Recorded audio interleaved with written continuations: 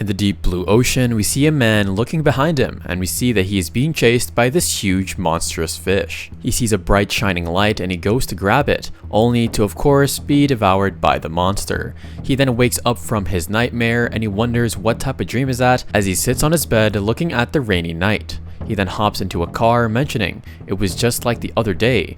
He then gets out of the car and he has his driver escort him with an umbrella, and he mentions something isn't right. He is then greeted by everybody and we find out that he is actually the Chief Executive Officer or the CEO, and it was on this day where everything changed. We are in a conference and one of his employees is explaining the lack of profits this year, but our MC seems kind of unimpressed. He mentions, please stop. He says, you must have had a hard time, but thank you so much for your hard work. He says, wait a second, this performance is a mess though, and it seems like everybody is thinking the same. He mentions there are many people here who work hard, but you have to work harder if you really want to keep your position.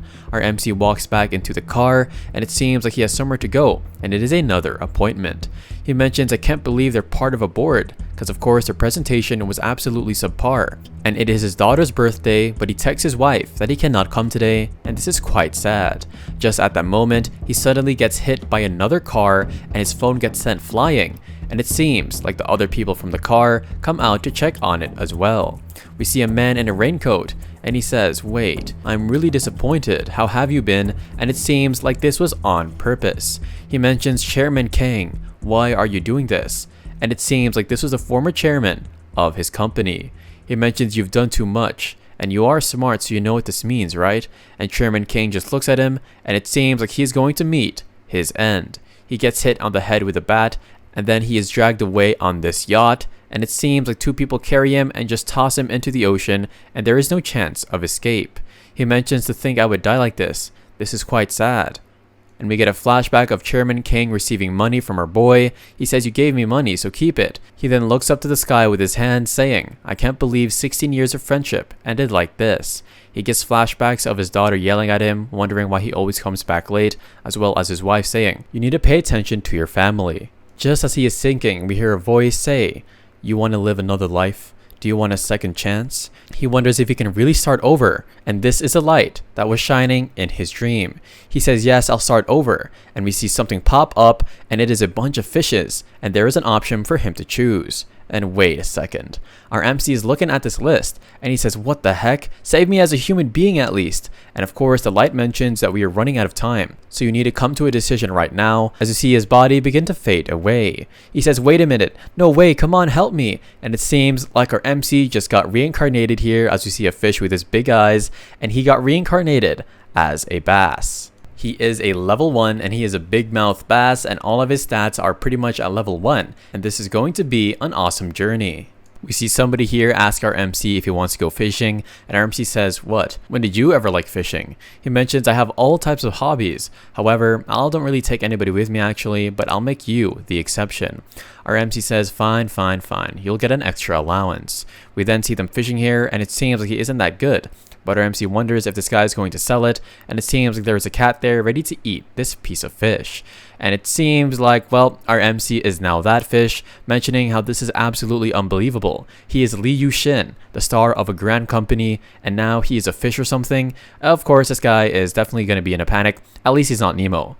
Nonetheless, he gets a notification from the system saying that as a bass, he must overcome all the hardships and become the ruler of the lake, and any wish of his can be fulfilled. And he says, yeah, this definitely must be a dream. Nonetheless, he says, I'm definitely the CEO of Sejong, the largest company in Korea, and there's no way I've become a bass right now. Like, no way, dude.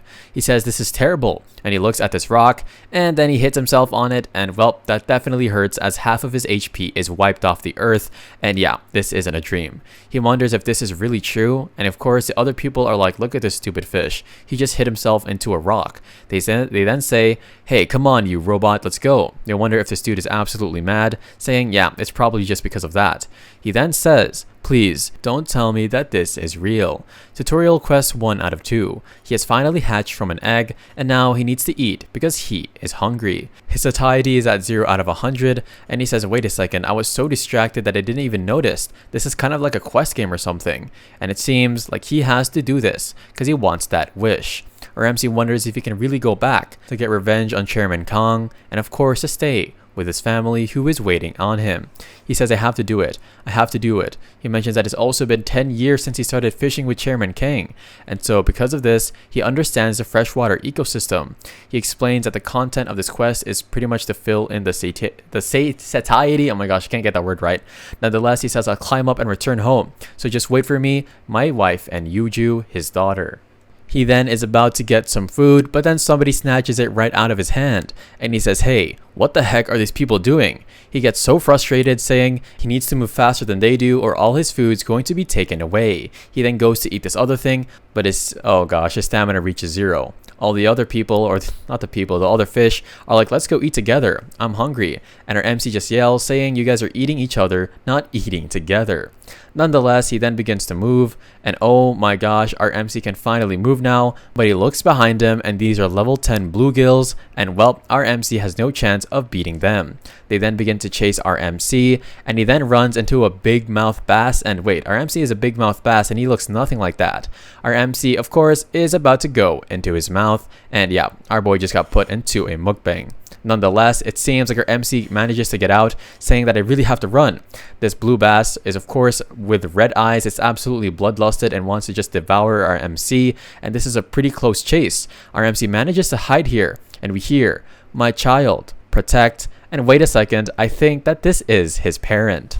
Our MC is on his phone and he is learning about basses, and we find out that the female bass lays eggs and then the male one remains and protects the place. And of course his wife is like, bro, what the heck are you watching, babe? And yeah, he says it's a spawn fishing season and they're literally eating steak, and she's like, do you regret getting married or something? Because it seems like he's always uninterested.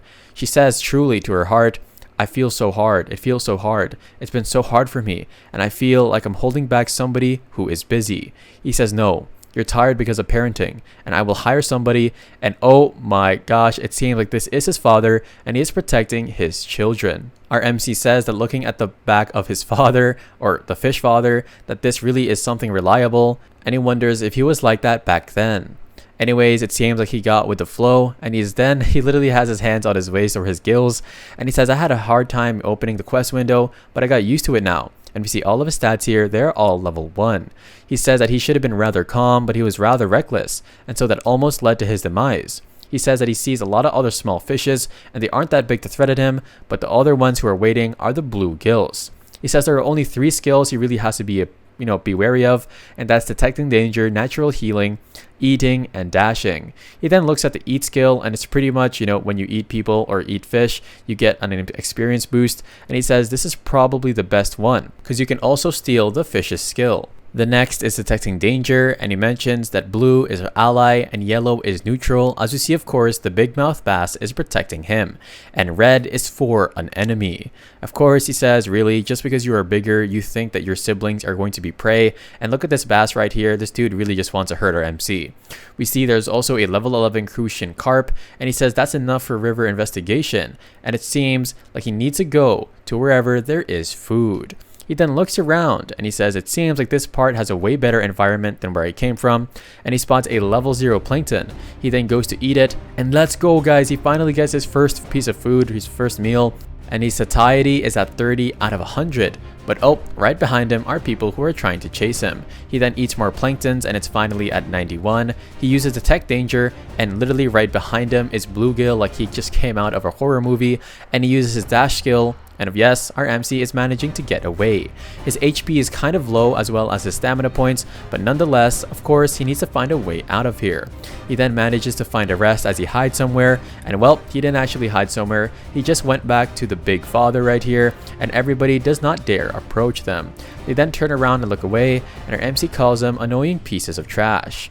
We then see a vlogger right here with a selfie stick and a fisherman pole, and of course he says, ooh, it's a dad bass, and oh my gosh, I hope that this dad bass doesn't get caught by this random dude. Our MC manages to complete the quest and he gets 10 experience points, and finally guys, he is at level 2. He says this is awesome. His body size increased by a little, his health and stamina has recovered, and he has also obtained somebody else's memory. He says, wait, memory? What does this even mean? He wonders if he should accept it, and he clicks yes, and it seems like someone else's memory begins to seep in, and well, it seems like there is a person on the couch here calling him dear. He then walks up to her, and this is his wife, as he can't even hold her now. And wow, she gets a call, and we hear, "How did Yuju's birthday go?" And she mentions, "Well, it went pretty good, but you already know that my husband is always busy." She says that, "I really love my husband, and I got that from you, mom." And this is quite a sad scene, as her MC just turns away and backs away, saying to his wife, "I'm sorry, and I will definitely be there soon." Our MC wonders if he returned just a little while, and he's back as a fish, and 2 out of 2, and he has successfully hunted, and so now his satiety is 0 out of 200, and yep, he just needs to keep on eating. He says, "Wait a second. I'm just going ahead and go and follow these quests for now. Since I've reincarnated as a fish, I definitely know what the precious things are." And he spots a water flea, and just like that, he gets 31 out of 200. He gets XP right here, and our MC is becoming a pro at eating plankton and algae or whatever, 57 out of 200. And right behind him is a Triton tiger, and yeah, our MC really got to run. He then uses his dash skill and flies past everybody, and just at an instant, he suddenly gives us his backstory, saying his family were all his enemies, as he was laying down right here or sitting with his cat in a house that seemed to have had unpacked boxes around him. There is a level 17 crucian carp, and well, our MC might not survive this. He says that what was his was once taken away, and that was his father who ran away because he didn't have anything. We then see all of the fishes right here trying to attack our MC, but he manages to dodge it one by one, and of course the big bass just comes in and eats that piece of fish, and he got defenseless once again. And so his father, or the bass, says, "Don't come here, I will protect." He mentions that parents are supposed to be reliable, and why the heck have I been working this hard if I couldn't even become a good parent? He then says thank you to the dad bass, calling him big bro, and he says, "I'm looking forward to being with you." And all of a sudden, he detects danger right behind him, and it is another bass, and he wonders if he's just trying to eat him. The bass then says, "Well, I'm hungry," and then he just turns away. And wow, bro, that's so anticlimactic. Nonetheless, we see something come down, and it is a hook here. And he says, "Wait a second, what the heck is a lure doing here?" He says, "Wait a second, no, that means..." And he looks up into the sky, and somebody is wanting to catch the male bass, and he can't let his dad, of course, see the lure, or all his protection in this environment is going to go awry.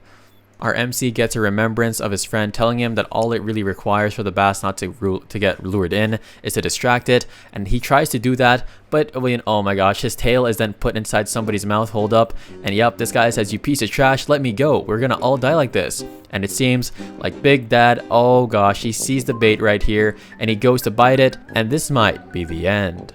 Nonetheless, they continue to fish, and Chairman Kang says, "The ones that are sensitive are like intruders at the spawning ground." And just at that moment, it seems like the bass has bit the bait, and the guy from outside then pulls up the fish, and oh no, it is right there, exposed out of the water. Our MC yells out that he could have saved him, and of course he blames the person who bit onto his tail.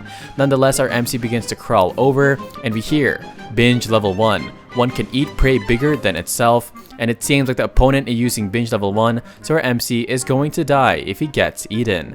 He says, "What kind of fish uses this kind of skill?" Our MC then begins to get eaten right here, and he mentions that he really has to figure something out. He uses dash to flee from the grasp of his mouth, but our MC gets shocked all of a sudden, and the reason why is because his 14th backbone has broken. What the heck? And well, the dash skill failed to work. We see the guy try to eat our MC once again, but our MC wonders what he should do. His HP is declining, and his stamina points are going down as well. He then begins to think, mentioning that he only needs to eat one more to complete this quest, and he says, "Oh yeah, if I finish this quest, I'll level up." He then spots a water flea, and he tries to go for it, but he gets body bumped used against him, and our MC is at 10 HP pretty much, and it seems like he is going to die. But then, just at that second, our MC manages to dodge one more shot, and his stamina points are at an absolute 5%. And come on, bro, he's about to eat it, but no, he gets caught by the tail, but his mouth is right there, and it seems like our MC managed to eat the water flea. He finally obtains 30 XP, he levels up, his body increases size a little, and yep, he is a level 3. He uses dash on this fish, and he says, "You better clench your teeth, because you're gonna get punched in the face, or, in the body." Anyway, he does it to our boy, and our MC yells out, "You can't even recognize your own sibling or parents." He slaps him in the face again, and we see the other fishes just looking at him, and well, it seems like our MC might have made himself a target. He uses detect danger, and right behind him are the other fish, mentioning that our guardian is gone now, and so well, it might be the end of things. But you know what? He doesn't give up, and he tries to find a way out, and somebody spots him. It seems like this is Nemo. Just kidding, guys. It is an orange goldfish, and it seems like it's going to follow him. We then see the bass here, and it is about to be cut on a cutting board. Our MC says that first of all, he really needs to increase his size, which is the most important thing, because of course the foods in other places like these ones are eaten by these other fishes, and one of them spots him, and our MC just leaves him before they can even target him. He finds a pretty good spot, but then we see a level 17 Odontobitus interrupta, and I did my best pronouncing that. Nonetheless, he hides again, and our MC is really wondering where the heck he can even go anymore. We then see a water bottle of a Yakult bottle or something. He says, you know what, if this rolls, I think this is going to be kind of good from a shelter. He says fish is above him, and he goes right inside because he says, you know, it's actually not that bad of a thing because he can even spot fishes outside. But of course, if they see him, then this might be the end. They probably won't even fit in nonetheless. He then checks his stat board saying there was an alarm, and it seems like 6 notifications have arrived. He has completed the tutorial quest as well, and of course, a boss hunting quest has been unlocked. We find out that he is the 6th survivor, and PvP mode is activated, and he wonders why there's so many windows popping up, and he says, what the heck does this even mean? I'm getting so confused. He says, wait a second, does that mean that there are other survivors like me? He says, when fishes level up, fishes also use their skills, so it's not weird that there might be other participants. However, he says there is a new goal, and it is either to become the last survivor or defeat all the bosses. As you see right here, boss hunting, he needs a blue spot, evil destroyer, swamp hunter, white gangster, assassin between stones, and a smart predator. And he then says, as he puts his hand on his head like he is still a human, what the heck are all of these fishes? He says, of course, that this is quite frustrating, and he then goes outside, and well, it seems like all the fishes are chasing these other dudes while our MC is kind of in a safe position. He says it's already late and the blue gills have already conquered this place, and so he needs to hide himself. We then see the goldfish, and of course, well, she says hi, or he says hi, and our MC just goes back into the bottle. He says, what the hell? Who the heck was that? He says, why the heck did it just say hello? And I wonder if it heard me wrong. He says, I really didn't hear it wrong. Is it another survivor? And this is Park Ji-hye, which is also a level 8 survivor. And then the goldfish asks, wait, you're also a human because it says Liu Yu Sin above you, right? And of course, it seems like that person is glad. He says, stop talking. What do you want? The goldfish mentions, I feel kind of hurt to get shutted out like this. And of course, it tries to make its way in, and our MC calls it a fatty, and he says, what the heck is going on? Is this a plan to drag me outside? Of course, the fish then says, relax, relax, just calm down. Our MC says, could you please step away from the entrance? I want to go out if that's what you want. Our MC is sweating nervously here. However, of course, the other fish says, sorry, but I think I got stuck, and well, oh my gosh, it's stuck on the entrance, and this is going to be free food for whoever sees this outside. Of course, he says, just calm down, I'm gonna help you get through this, alright? Of course, it then says with a smile, thank you so much. Our MC then pushes the fish, and of course, I'm just gonna call it a woman, Park Ji-hye. It kind of sounds like a feminine name. He uses dash on her, and it seems like she finally gets out. And our MC says, I finally have a chance to escape. He then rolls with his body, and he comes crashing down on these rocks. And oh my gosh, guys, are you kidding me? He runs into the boss dungeon, and we see the blue dome, and it literally has an X on its forehead. What the heck is this? This is going to be dangerous. He finally spots the blue dome, which is a thing in his boss hunting, and our MC might not be able to make it out of here alive. He says, where the heck did it roll down? He comes out and he sees a bunch of eggs right here, and he gets a notification as we see the boss here, the blue dome, and it looks super menacing. Our MC comes back into the bottle, and it seems like his HP decreased by at least 5%, and he rolls down even further. He says, where did this guy even come from? This guy has way too much strength. He finally encountered the blue dome, and he says, wait a second, the blue gill is this boss? This is a boss? Oh my gosh, I'm not going to be able to make it out of here.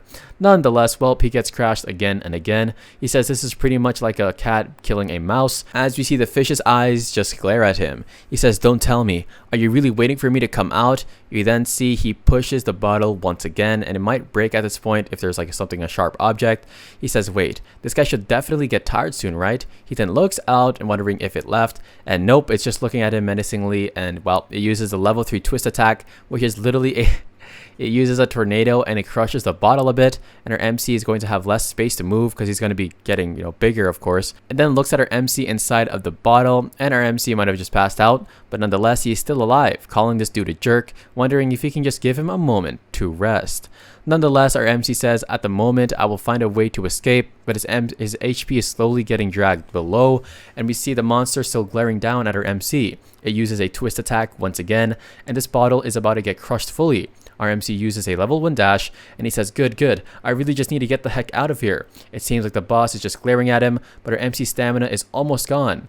Level 3. Domination, and it seems like there are other monsters or other fishes that want to get him now.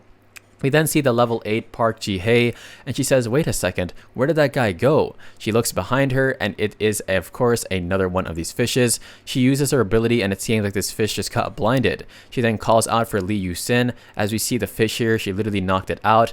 Our MC is about to get trampled on, wondering what the heck he can do, because he barely just got over and past that blue dome fish.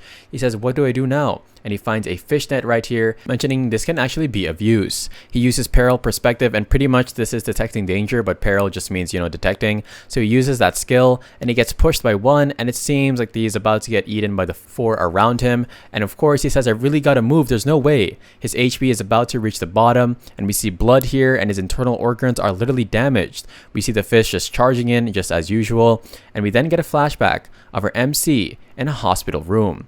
He then enters, and we hear, I'm a bit afraid. Would you mind holding my hand? She then says, what if I am more nervous than I look? And I wonder if this is his wife, and yup, this is her giving birth. Our MC then tells his friend, I've decided to stop fishing, and we hear, wait, why all of a sudden? Our MC says, I've gained a bigger ambition, and of course the guy says, you know what, there is no choice. We see his expression here, and it looks kind of eerie. Our MC is about to get eaten, but he spams using dash again, and he wonders where the heck did everything go wrong. He goes into the net, and all of the fishes dare not to go in there, calling them dang jerks. We see the fishes use conquer, and they are inside the net, but our MC grabs a fishing hook and he stabs it into the eye of one, yelling out, this is what you get. It seems like the others are not willing to go in, and welp, he's literally surrounded at this point, but our MC says, I'll definitely revive after this, as he loses all of his stamina, and he falls unconscious, and he gets an image of his wife as well as his daughter Yuju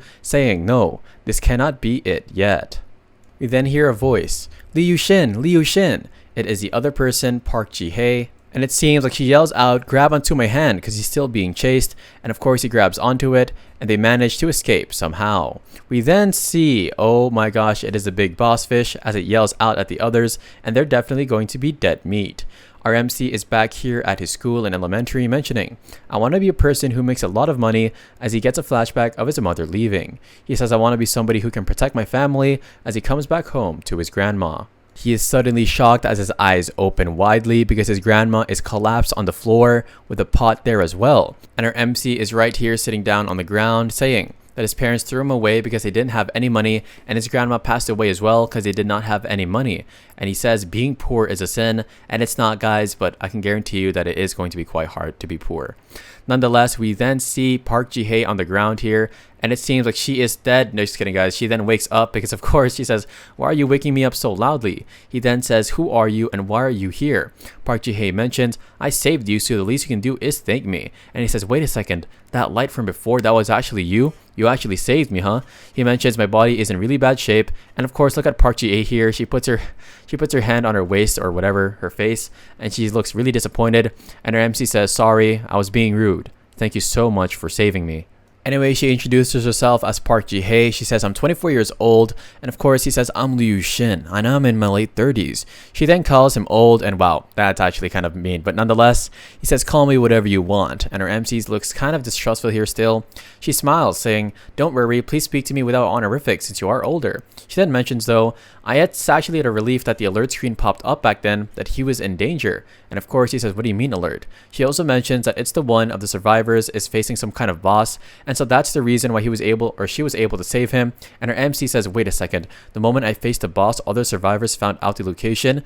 He says it seems like other survivors would have received that alert as well. So, well, they could have also gathered over there, and that might have been a bad thing if it wasn't her who was there. He then begins to ponder, saying, humans usually, of course, are greedy, so that might be a bad instinct in the future that I have to go up against. He He then says that there is also that type of person that pretends to be stupid, and he wonders if this girl is like that, but I'm not gonna lie bro, she probably isn't. Nonetheless, we hear, "Excuse me, what are you thinking so hard about? Why the heck aren't you responding to me?" She says, "I demand an answer." Our MC says, sorry, what the heck were you saying again?" She says, "How the heck were you caught in a trap?" And her MC explains, "Well, I was actually running away from the boss." And she says, "Wait a second, I see, it was so big and fierce, I think we'll actually die if we get eaten." Our MC explains that all of his skills are like cheats, and yeah, this guy was whipping up whirlwinds, tornadoes in the middle of the ocean. Nonetheless, she says, "If we stick together, we should wait for people also to saw the alert screen so we can form a team."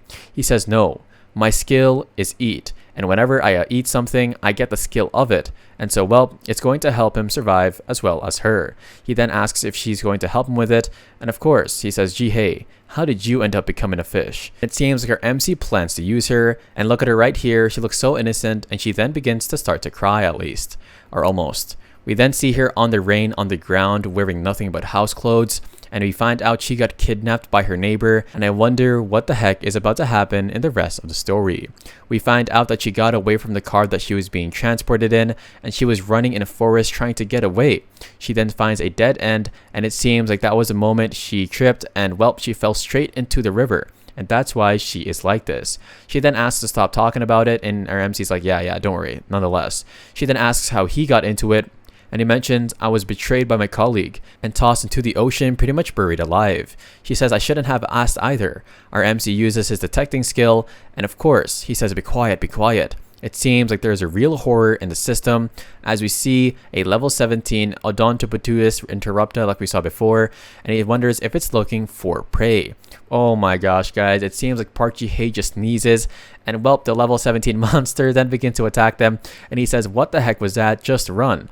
Our MC says, "Nothing's going right after I met her." But wait a second, bro, she literally saved you. Nonetheless, we see level 1 luminescence, and of course, oh wow, it seems like that is her skill, and the fish just runs into some rocks and such, mentioning to our boy, "Come on, let's use this chance to run away."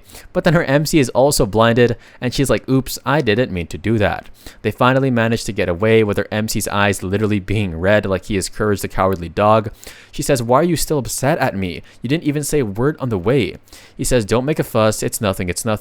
And then, well, her legs hurt. You don't have legs either. Okay, never mind. But she just falls to the ground or to the sand and the rocks, and she says, "Let's take a break." Our MC says, "I should really just throw you away," but he says, "I've learned some lessons through experiencing a lot of events as a human and finding out that humans have no sharp teeth or thick skin, but their intelligence is their tool." He explains that during spring, well, smelt swim up for upstreaming, and predators go to eat those smelt or those small fish, and also anglers or fishers are there to get those predators, and that is the basics for hunting blue damsels. She then asks him how further we should go, and it seems like they finally arrived, and they have arrived in the upstream because this is the best hunting ground. We see one of the dudes fishing, and he finally manages to get a signal on his bait. He then pulls it, and he finally misses, wondering if it was a mistake, and his son and his wife says, don't worry.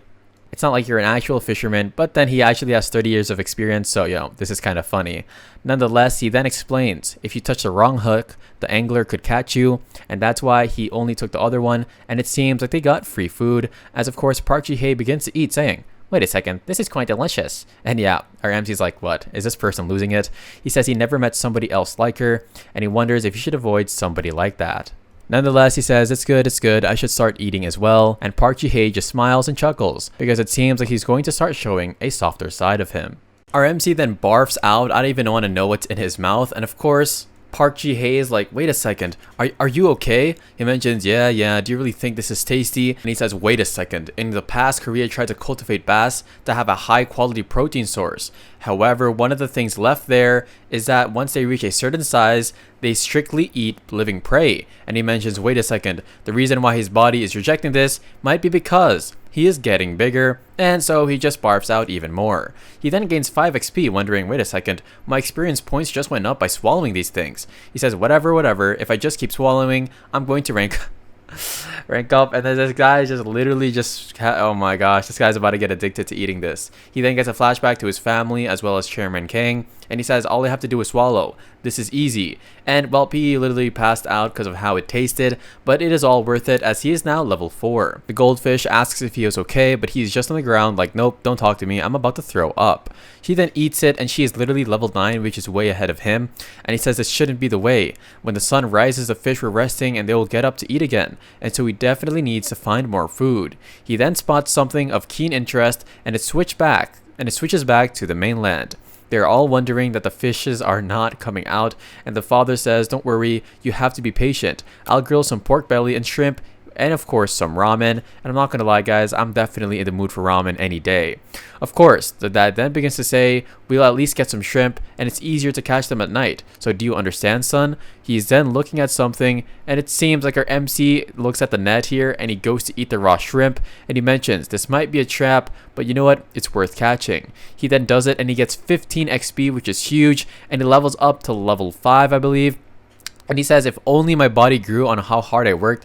And then we see Park Ji-hye like a little innocent goldfish just like on top. She is then looking at the people, at the father, son, and the daughter. And she mentions, wow, I really am jealous of that and envious. I want to have something like that for myself. We then see the child and he is pulling on the string, and she gets a flashback to her MC saying that he can get the shrimps from the hunting net, and she drops the food she is eating, yelling out, no, Liu Xin! And we also see a lobster right behind her or under her. We then see the net here, our MC is level 6, and he even increased his size by a little. He then sees her coming up from behind, and she says, get the heck out of there! And just at that second, no, she gets sliced up! There is another survivor, yo! This is a level 13 dude, and his name is Ji Jong-gun, and wow, this guy is definitely going to be dangerous. Our MC looks back like, wait, that was his skill, that explosion? She says that it really hurts. It hurts so much. Our MC says that he has to go save her, but there is a vibration, and oh my gosh, our MC might get caught up. He is in the net as he yells out to Park Ji-hye, get a hold of yourself. Stop complaining. You need to get out of there. Come on, let's go. And this seems to be the closest call so far. She then says, Jong-gun, you're also a human? Why are you doing this? Let's work together. We then see his claws. These are also called jelly pods, guys. And he says, nope. And we see her begin to roll. Oh my gosh, this is so sad. She says, come on, let's join forces. But he has no room for negotiation. And it seems like she's being attacked again and again. She uses her ability Luminescence, and of course, it then switches back to our MC that is in the net. He says, I'm definitely done for. He says, why the heck did this kid pull up the trap? This kid must be the worst because it didn't even have any signal. And the dad is like, wait a second, why did you even touch that, bro? The dad wonders what kind of fish that is. He says, wait, is it a bass? And our MC is like, oh my gosh, this kid is just a piece of trash. Just kidding, he didn't call him that, but he said this kid really is a brat. The father mentions, I didn't throw the trap down to catch something like this, so throw it away. And the kid says, no, I'll keep it. The dad's like, bro, it's a bad fish species, bro, just toss it away over there. And of course our boy is like, come on, bro, persuade this kid, bro, he's literally your kid. We hear, whatever, do as your wish. And our MC is definitely pissed, and we see the kid smile very menacingly, and he is missing a tooth. He says, your name will be Jaws. And wow, this is going to be so sad. But our MC is going to escape, of course, don't worry. He says, can I use this as Jaws' house? And he is, of course, pointing to a jar right here, a plastic jar. And our MC calls this kid a maniac, and it seems like our MC is about to get touched by him, or, you know, grabbed by him. And we also see Park Ji-hye on the ground, really injured, and she's looking up, wondering why this has happened to her. She says, you know what, I'm gonna be brave and fight, as we see the lobster right behind her. She is obviously spotted, and this guy uses his level 2 pincer, but she then gets hurt even more. No, Park Ji-hye is literally getting beat up here, guys. She says, why the heck are you doing this? Let's talk. And this lobster, Ji Jung-gun, says, you've been speaking nonsense. He then uses his ability once more, and he says one of our wishes would come true after defeating all the bosses. And she then says, how can you know? Why are you making a decision without even trying something different? And we then hear goodbye, and she uses level 1 laser beam, guys. He then wipes off one of his arms completely, and who knew that she literally had a death ray at her disposal. Our MC is about to get grabbed by the kid, and his HP is of course decreasing because he doesn't even have water, and he was grabbed pretty harshly, so there was impact. Our MC says, I have to hold on no matter what. But then we see he's about to get transferred in here, and I'm not gonna lie, guys, look how small he actually is. He's not even the size of like the hole in your fist, and wow, I thought he was a bit bigger. Nonetheless, he is about to get put inside this jar, but he uses his level 1 ability Rush, and he then dashes away almost close to the water. And wait, it seems like the mom is right there, and she spots this fish in 10k, and well, she steps on him, and the kid is about to grab him. Once more, we see Park Ji-hye, and it is just pretty much a flashback when she used laser beam. And yep, this guy is definitely pissed as one of his arms are gone. And he mentions, you seem to be going through all sorts of things. Were you pretending to be naive to let my guard down? She says, why are you attacking other survivors? He says, you know what, you seem kind of articulate when you speak, but is that how you got the guy who got stuck in a barrel? And oh my gosh, Ji Jin-gun says, you pretend to know nothing and stick together. You betray each other eventually. And she looks kind of nervous here, not knowing if it's the truth. And she says, you know what, you're making me feel bad, and there's only one thing that I'm going to do, and I'm going to let you go if you answer my one question. This guy says, Naruhodo, what is it? The guy then also asks her, let me ask you this, if you have one wish, wouldn't you want to go and eliminate him? He says, can somebody even go back to being a human after defeating all the bosses? He mentions, probably not, and that's why you're hiding that skill you have until the end, huh? She then says, I'm actually not hiding it, I don't want to use violence. He says, whatever. The results will be the same, because even if all the survivors unite, if you run into that monster, it won't work, as we see he also had a partner on his own in the past.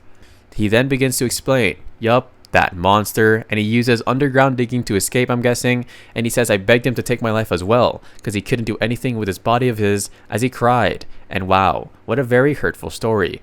And you know, it's another hurtful story, guys. It is our MC right here in this bucket, and he is super pissed. Like, really? This won't even budge? It's absolutely impossible for me to get out on my own. And we then see the TV, and it says it's been 4 days since the vice chairman of Saiseong Group, Lee Yu-shin, went missing. And there was also a suicide note in the vice chairman's office, and our MC is like, what the heck is going on? He gets super pissed, yelling at Chairman Kang Jin-soo, and yup, Kang Jin-soo is up to no good, as he literally picks his ear, saying, yeah, who the heck is reminding me of my name right now? The one behind him mentions there's nothing for you to worry about, and there's no way that Vice Chairman Lee could have escaped anywhere. And he gets a phone call from somebody who seems to be related to Yu-shin, and we hear, where is Yu-shin, Oppa? And here comes a confrontation. Our MC then butts his head into the jar once again. He says, what's going on out there? What the heck? He says he really needs to get out of this barrel, and he really is super pissed as we see his fish face here, wondering if there's anything useful. The kid comes back inside of the room, mentioning how he's already full, and this guy then begins to look at our MC, saying, let me get you something to eat. And of course, our MC is playing dead here, and the kid is kind of shocked. Anyway, we see Chairman Kang, and he says, I don't know either. I haven't been sleeping well since I first heard about him. And of course, we hear, did you do it, Chairman Kang? He mentions, I know what you're feeling now, but trust me, it wasn't me. Yushin is like my family, why would I do such a thing? And he holds a cigarette, and this guy is sitting on a throne of lies. He then says to the person behind him, which we find out is Department Head Kim, and he tells Kim, find out what she's up to. He says, yes, I understand. And he then begins to fish, saying, it just keeps bothering me for some reason, this eerie feeling. We see this maniac kid, and that's going to be his name from now on. He's saying, why isn't the fish moving? And he says, I'll never move, even if that kid won't ever let me out. And he wonders if the fish is dead. He's super glad that he took the bait, and he then slams it on the ground, and our MC's like, bro, what are you doing? You're hurting me. He then does it even more, and well, our MC is just losing HP. He just keeps slamming it, and wow, our MC can't take this. He's at 30 HP or something, and our MC is absolutely in awe that he's still alive, and he's super glad he stopped. Anyway, the mom comes in, like, Lee Jae-min, are you not going to eat more meat? He says, I'll never eat. And of course, he then walks out with a jar, and this looks like a really good place to just eat some, look at the food right here, some Korean barbecue. And he says, I want to grill this one, and he is talking about the little fish. And wow, this mom says, I don't know if, this is actually the grandma. She says, you're absolutely crazy. You said you're going to raise it. She then says, you're so stubborn. Stop being that stubborn, and if it's dead, just throw it away. And of course, it seems like he finally listens to her, and he finally is about to empty out the jar as he lets our MC out. Our MC gets a flashback, and it's pretty much of his wife wondering if they should go on a family trip, and he sees this family right here, and this is exactly what he should have wanted for his family. Our MC falls back to the ground with a determined face to make sure he makes it out of here and makes it back to his family. Our MC is looking for Park Ji-hye, and he wonders where she went. He mentions that there was a battle here, and he says, wait a second, there are traces of that guy's skill, so I wonder if she even is here anymore. Anyway, he then searches even more and he uses detecting danger. As we see another one of the fishes right there, he uses level 1 rush to butt into this guy's head, saying, I've grown a lot as well. And well, the fish just eats another fish around him. He says, why the heck is that dude still here? And our MC just looks up like, what's going on? There is 3 unknown level largemouth basses here, guys. That means that these guys are definitely super strong. He mentioned that they're going on a hunt to regain strength after spawning, and so it's eating all of them up, these other fishes, and our MC just has to hide away. He's eating these little sardines right here behind these rocks so he wouldn't get caught. He mentions that now that Chairman King has begun the process of erasing him, he'll be at a super disadvantage, and so he's really at a disadvantage now, so he doesn't know if that goldfish is alive, and that would definitely help him. Our MC has grown up a little and he's finally level 7. However, compared to others, he's actually a little bit more on the downside. He mentions that although he learned a lot from Chairman King and fishing, he is actually going to find it difficult to survive across another survivor because they've probably been longer there than him, honestly. He really wonders, human or fish, why do I always have to be at the bottom? He gets a level 1 skill called predation, and of course that's pretty much eating stuff and converting them into experience points and acquiring the special ability. He mentioned that that's similar to my human life, as you see flashbacks right here. Nonetheless, he says, you know what, this is a skill that perfectly fits me, and it's the same thing as being eaten by a stronger guy. And although it's been a few days, he's really worried about his daughter and his wife, and he says, where should I put these remaining points? He has 6 left, mentioning, wait a second, will this build up every time I raise my level? I guess it should be. He says, I've never really played games before, and you're kind of missing out, bro, but probably not. Nonetheless, somebody's memory has been acquired, and so he clicks yes, and he definitely needs to do this. Somebody's memory is seeping into him right now as he sees 2 people having a chat. We then see Park Ji-hye, and she is in some sort of, I don't know what contraption this is, it's maybe made out of wood, and she wonders if it is Mr. Yu Shin, but it is somebody else. He then see it is Mr. Kang Jin-soo as well as his wife here, and they're having a discussion. Chairman Kang says, why do you think I killed Yu Shin? She says, no, that's not what I mean, and she's really pressured here, and he wonders what they're talking about. She says, I really want to believe you, but the day where my husband disappeared, where were you? He says, you know what, I apologize, just please go home for the day. And oh my gosh. He says, you know, I really care about Yushin probably more than you do, and this guy's delusional. He says, go home and get some rest. I don't know anyone else, but I'm not like the person you're talking about. Of course, she is super angry and she says, I'm sorry for upsetting you. She says, I'll contact you again if ever. And her MC just looks at her leave, and he finally understands how much his wife truly loves him. Chairman King is on the phone, and it is again Department Head Kim. He says, what did you do to Representative Liu Yishin's phone? He says, oh, I was told that it was handled, but is something the problem? Is there a problem or something? He says, you piece of trash. They actually found its location. How will you make up for this? And look at his face right here. He looks really creepy and menacing.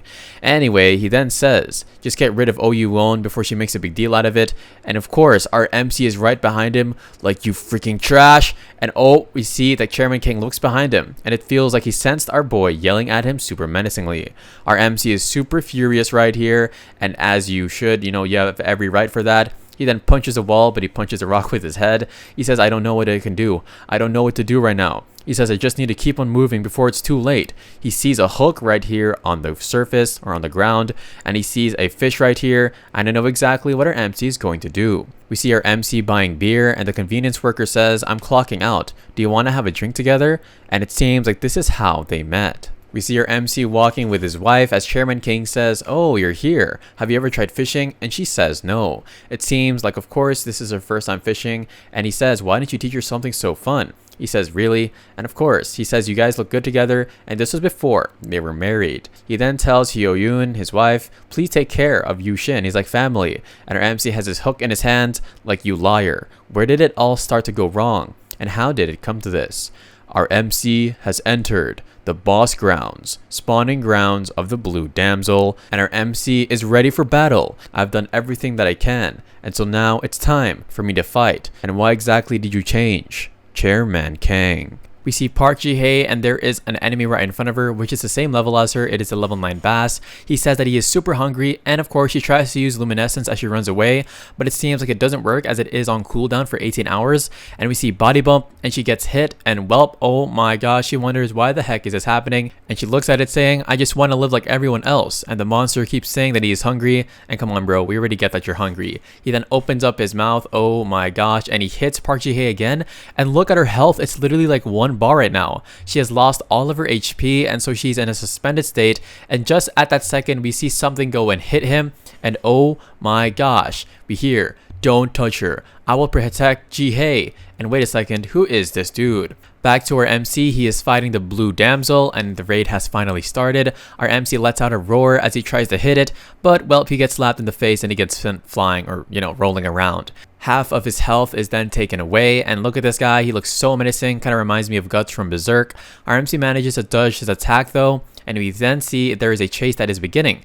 Our MC says, no way, I need to make this work. He then grabs the hook that he got, and he uses up his remaining points, which is 3 points, into strength, and he then tries to attach the hook onto the guy, and it seems like it is right there, and it finally worked. He mentions, I'll go to my next position, but like Mike Tyson said, you always have a plan until you get punched in the face, and our MC got punched in the entire body. He is around 10 HP right now, and he looks very fatigued. He says this guy is such a monster now. Back then it was just annoying. He says, you know what, there's no rush. He then spots one more of the hooks, and he also says, wait a second, this dude's probably just protecting its nest. Unless it gives up on its nest, the situation will be on my favor. But then we see a level 3 screw tornado attack, and our MC just manages to dodge it as he uses rush on this guy, and he increases strength, but oh my gosh, it didn't work, and our MC just lost from 5% of his health, and he's at 5 HP right now. Our MC looks at this guy like, yo, this guy is way too menacing, as we see another tornado come after him. He says, you know what, this is the start of the second round, and our MC seems to be eating some food on the floor. His level has gone up here, and his body is about to get a bit bigger. But the blue guy uses the conquer skill, and our MC covers his ears. I don't even know if fish have ears, and it seems like the conquer skill has been activated. Our MC looks behind him, and there are a lot of fishes right behind this dude, and our MC just says, don't worry, we have to be patient because victory belongs to me. And that is such a W mindset. We see it is now thundering on top of this lake, and we see the fishes gathering up to attack our MC, but our MC just hits this guy with a hook like he does not care at all. He says, you know what, you guys can't even crawl in here, so I can just hit and run, and yeah, don't do that when you're driving, guys. Nonetheless, we see that this guy definitely is such a menacing dude because he's able to bring others here with him. Our MC called this guy trash, saying, do you really think you'll be able to get rid of me this quickly? The guy uses screw attack, and oh, our MC literally runs out of the rock and hits him once again in the X, and I'm guessing that's his weak spot. But our MC just regened his health because of leveling up, but it's already down to half once more. He uses level 1 rush again, and we hear level 3 conquer. And all of the fish go to attack our MC, but they can't even see him anymore because he's too small and he's too fast. Our MC is literally eating this food right here. I really want to, is this like the eggs of this guy? I really am confused here. The guy then looks behind him, and our MC says, what are you looking at? He then levels up, and everything is restored once more. And our MC says with a very angry look on his face as he goes to pick up the hook again, you know what, it doesn't matter how strong you are, it won't be able to get out from here. As he hooks onto it, oh, this might have seemed to do pretty good, and he runs away once more. And look at this fish, really angry now and furious, saying, I will catch this dude. And our MC stamina points is almost at half, but he looks above him, and oh my gosh, it is the other fishes ready to eat him. Our MC just says, get lost, and he hits this dude, and it seems like they are completely stunned, and he detects danger, and he uses rush to go instantly to the other one. Our MC says he really needs to get this hook out because this is his only weapon, but right behind him is that tornado attack, and just like that, half of his health is wiped out once again. He mentions this guy is super angry, and we see his look right here, and I'm not gonna lie bro, I think he was just born looking like that. But our MC gets a flashback when he was a human, and we hear, this one's bleeding, what should I do? And Kang says there's nothing we can do about it because the hook was swallowed too deeply. And our MC is surprised because he then said that it died because it was out of energy, and that's why the hook was super hard for him to get out. Our MC says that this is the only hook he has, so he has to go all in with this attack, and he uses all of his remaining points again, and he uses level 1 rush. He then, He just entered into this guy's mouth, and I'm guessing that he hooked it. Yep, he uses the hook while he is inside. He says, dang it, because it won't mean anything if he doesn't hit the throat, and so he needs to get it and stab it once again. And our MC is getting sucked in, but he doesn't give up, and he says he has to hold on. And this Loki reminds me of Eren when he was in the Titan's mouth, but this is funny because it's a fish.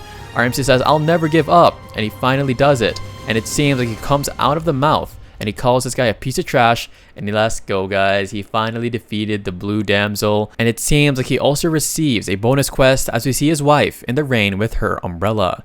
It is literally pouring, and I'm guessing she's at the place where her husband died, and his goal is to meet Oh Hyeon, and oh my gosh, what a very interesting mission. And surely she doesn't believe that a fish is her husband, right? Hopefully not. She is with here in the rain and the lake with her father, and her father says, come on, we've done everything that we could have done, so let's just wait for the police to investigate. And she looks back and she looks very sad here, and she says, Dad, if I don't act quickly, he'll be accused of committing suicide, and we all know that's not the truth. And she looks at this man on the boat, and she wonders if he can give them information. He says, nah, I don't know about any of that. He mentions, I never check the faces of people that come here. She says, really? Do you really not know? He says, listen, I truly don't know. She says, please let me know if you remember everything or anything. I don't care if it's trivial. He then, of course, lets out a sigh of breath, and it seems like he might remember one thing. He says, you know what? Come to think of it, some really strange people were here last week. She says as she wipes off her tears, what? Strange people? What could that be? He says that there were a few people standing by watching him fish so quietly, and he says it seemed like he was some sort of chairman or something. And he says, is that what you're looking for? Or what are you looking for? She says as she looks at the ground, Oppa, it might be true. And it looks like she found what she was looking for. Well, our MC is still on the ocean ground, and he receives a skill enhancement card as a reward for the boss. And he looks at this dude saying, I was really just swallowed by a fish right now, and we usually eat fish, so that might be a weird experience. I don't know about you guys. He wonders if he swallows everything, the boss's fish, will he grow that big? He says, you know what, I don't even think this will be enough. But he looks at the other fish around him, and he mentions, I'm in a hurry, so this might not work. He sees a skill enhancement on his system, and he says, wait a second, this must have been the reward I've gotten. He gets two choices, delete an existing skill and get a new one, or to enhance an existing skill. He says, those are actually quite good, but he already used the skills that he has, so he shouldn't be looking at that. And he uses an upgrade to his predation skill. We then see that a devour attribute is added, and he can devour a target that he has defeated. And there is a penalty though, and so the value will be halved. He then looks at it like, bro, are you kidding me? But nonetheless, it seems like he's going to be doing that for this blue damsel. The skill has been activated, and we see some fishes get absolutely crazy. We then see somebody pick up one of the bodies. It is one of the other damsels, and we see devoured a blue spotted blue damsel, and you absorb the skill of your target. He levels up multiple times. Yo, he's level 15. He says, wait, it's even showing me the memory of that fish. And he says, I really feel guilty now. And wow, that could definitely mess with your brain. We then see he has screw attack, conquer, rush, and of course predation and detecting danger. He mentioned that these are constantly really good. And he now looks at the eggs that were left behind by the damsel. We hear, Mr. Yushin, Mr. Yushin. And it seems like Park Ji-hye the goldfish is safe and sound. She then says, is that truly you? And look how big he has gotten. She mentions, you've grown so much. She wonders if he defeated the boss all alone, and he says, yeah, I did it. And he just says, not the entire story. He says, I am injured, so I need to rest. He says, I grew a bit now, so I don't even need her anymore. And he wonders if he should eat her too. No, don't eat her. And Park Ji-hye begins to eat the fish on the ground, and he mentions, is she really going to eat it all? Anyway, whatever. He then asks her, did something happen with the other survivors? She says, I actually tried to convince him, but you know how scared I was? She almost basically lost consciousness. And he says, wait a second. There was a hungry dude there. She then says, I've been looking around for the boss that you defeated. And he says, I ate it. And she says, wait, that big one? How the heck did you do that? And she looks kind of confused here as she's eating these fishes on the ground like it's popcorn, which is kind of funny. We see his bonus quest, which is meet Oh Yoon, who came all the way here to find traces of you. And our MC just does the dash like he's in the Olympics on the track and field. And he says, no, it can't be. And he then goes super fast, mentioning there's no way that she's here and please let her be safe because she might be the next victim. He then jumps out of the water to see her crying her eyes out, and he is very in shock here, guys, and he has finally completed his quest. 1 out of 1. And wow, that must be heartbreaking to see your wife while you are a fish. That's kind of crazy to say. We see his wife crying by the shore, and it seems like he's definitely heartbroken by this. And Hehe says, wait, she's really pretty. Do you think she broke up with somebody or something? But then our MC says, honey, and Jihe's like, wait, she's your wife? Don't tell me. She mentions that this is way too cruel, and her MC yells out, honey, honey. But of course, it doesn't seem like she hears him. He mentions that it's been way too long, so she must have had a super hard time. He says, honey, I'm right here. And of course, our MC gets furious due to the fact that his wife's in this condition. Her father then says, come on, let's go home, Hyun. You're gonna get sick if you're like this. She says, Dad, what do I do? This world is filled with injustice. My enemy is a chairman of a 4-star company. How can I even do this? And he's the boss that my husband's been working for. She says, how can I tell the world about this truth? But her dad says, let's calm down and go home. Listen, you're going to collapse at this rate and your heart's beating fast. She says, no, maybe we can find another witness. And suddenly we see a bright light there. And Hyun says, am I seeing things incorrectly? What the heck is this? We then see that of course Jihe used her light ability, and we see she begins to walk towards the bass. And our MC is right there and he's having eye contact with her, probably not. But he says, please wait. I'll make sure to return home this time, although I can't meet you as your husband. Maybe in the future. She then looks at her father saying, I heard Oppa's voice right now, my husband. And oh my gosh, there was somebody lurking right here behind them. And we then see Oh Hyun is at the scene with her father. And please don't eliminate his lovely wife and her father. Anyway, Jihe wonders if it's okay to leave like that. And he says, you know what? There's nothing I can do with a body like this. So it's fine. But we all know our MC is definitely broken inside. Of course, Jihe says, that is your wife. Will she really be okay? And her MC has no response to her. He says, you know what? Let me organize some things by myself. And she says, I'm sorry for butting in and interrupting. And of course, she seems kind of sad that she did so. Our MC mentions that he's already upset that she keeps bothering him. But you know what? It's fine that there's somebody with him right here in this darkness. And she then asks him, wait a second, are you going to leave all those eggs behind? And she's like, oh crap, why the heck did I just ask that? She says, maybe it's because I'm hungry. And he says, you know what? Come on, it's whatever, let's go and eat them. It's going to be a waste. And it seems like he's getting in a better mood. He mentions that he fished for a long time now, and that's how he got so good with the aquatic system pretty much. And he wonders if it will be easier to, of course, hunt for the other survivors if he absorbs her skill. But you know, our MC still has a conscience. Something then falls to the ground, and it is Choi Jong-han at level 12, and he is also a survivor. But just at that second, he then gets butt in by another fish, and they're both looking like, wait, what the heck just happened? Our MC says, this bass, I think I've seen him before. He mentions that this guy isn't moving and it must be a result of the attack, and he lost his mind. And so he says, wait a second, she told me that I'm the first survivor she met with, and he wonders if she was lying. She then asks, who is he? And she is super nervous, and Jihe says, that voice right now, it's that person, the stalker that kidnapped me. And this fish says that he is hungry as he goes towards our MC and Jihe, and our MC just butts in with his head and he yells out, I'm hungry once again. And our MC says, it really was you. And it's the guy that tried to eat our MC back in the past. And our MC uses screw attack. Oh, it's only level 1, it's not as strong. But of course, this guy gets sent flying. Our MC says, wait a second, this is way too strong. Finally, I have a good skill, man. He then says though, hold on, finally, I can live a life without using my rush skill because that's like his only ability back then. He then uses predation and he is about to eat him, but then we get a notification of his conquer skill and it wonders if he wants to conquer this level 11 bass, and he has 0 out of 5. Pretty much this is where you can command your own army, and MC mentions considering, you know, they're like blood brothers, it won't be that good to eat him, and so he tries it out.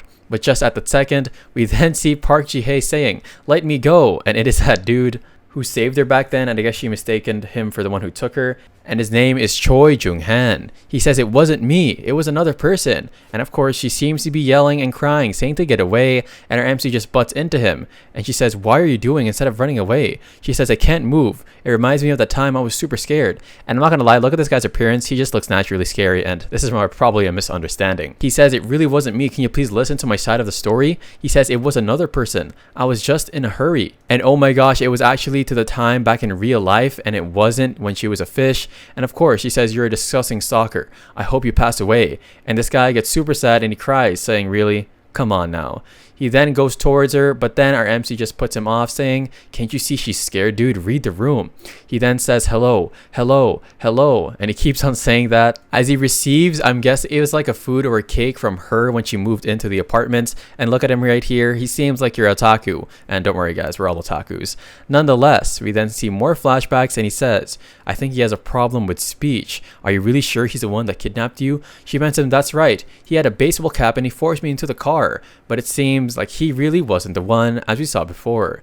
She says, "Aren't you being too much? You want me to talk with the stalker who eliminated me? I died in real life because of him." He says, "Then what do you want me to do, you little girl?" Oh, he didn't say little girl, but of course it seems like she is having a problem conveying her emotions and what she wants. She says it's better if we eliminate him, and this guy's jaw is completely dropped to the ground like, wait, we can talk this out. Please listen to me.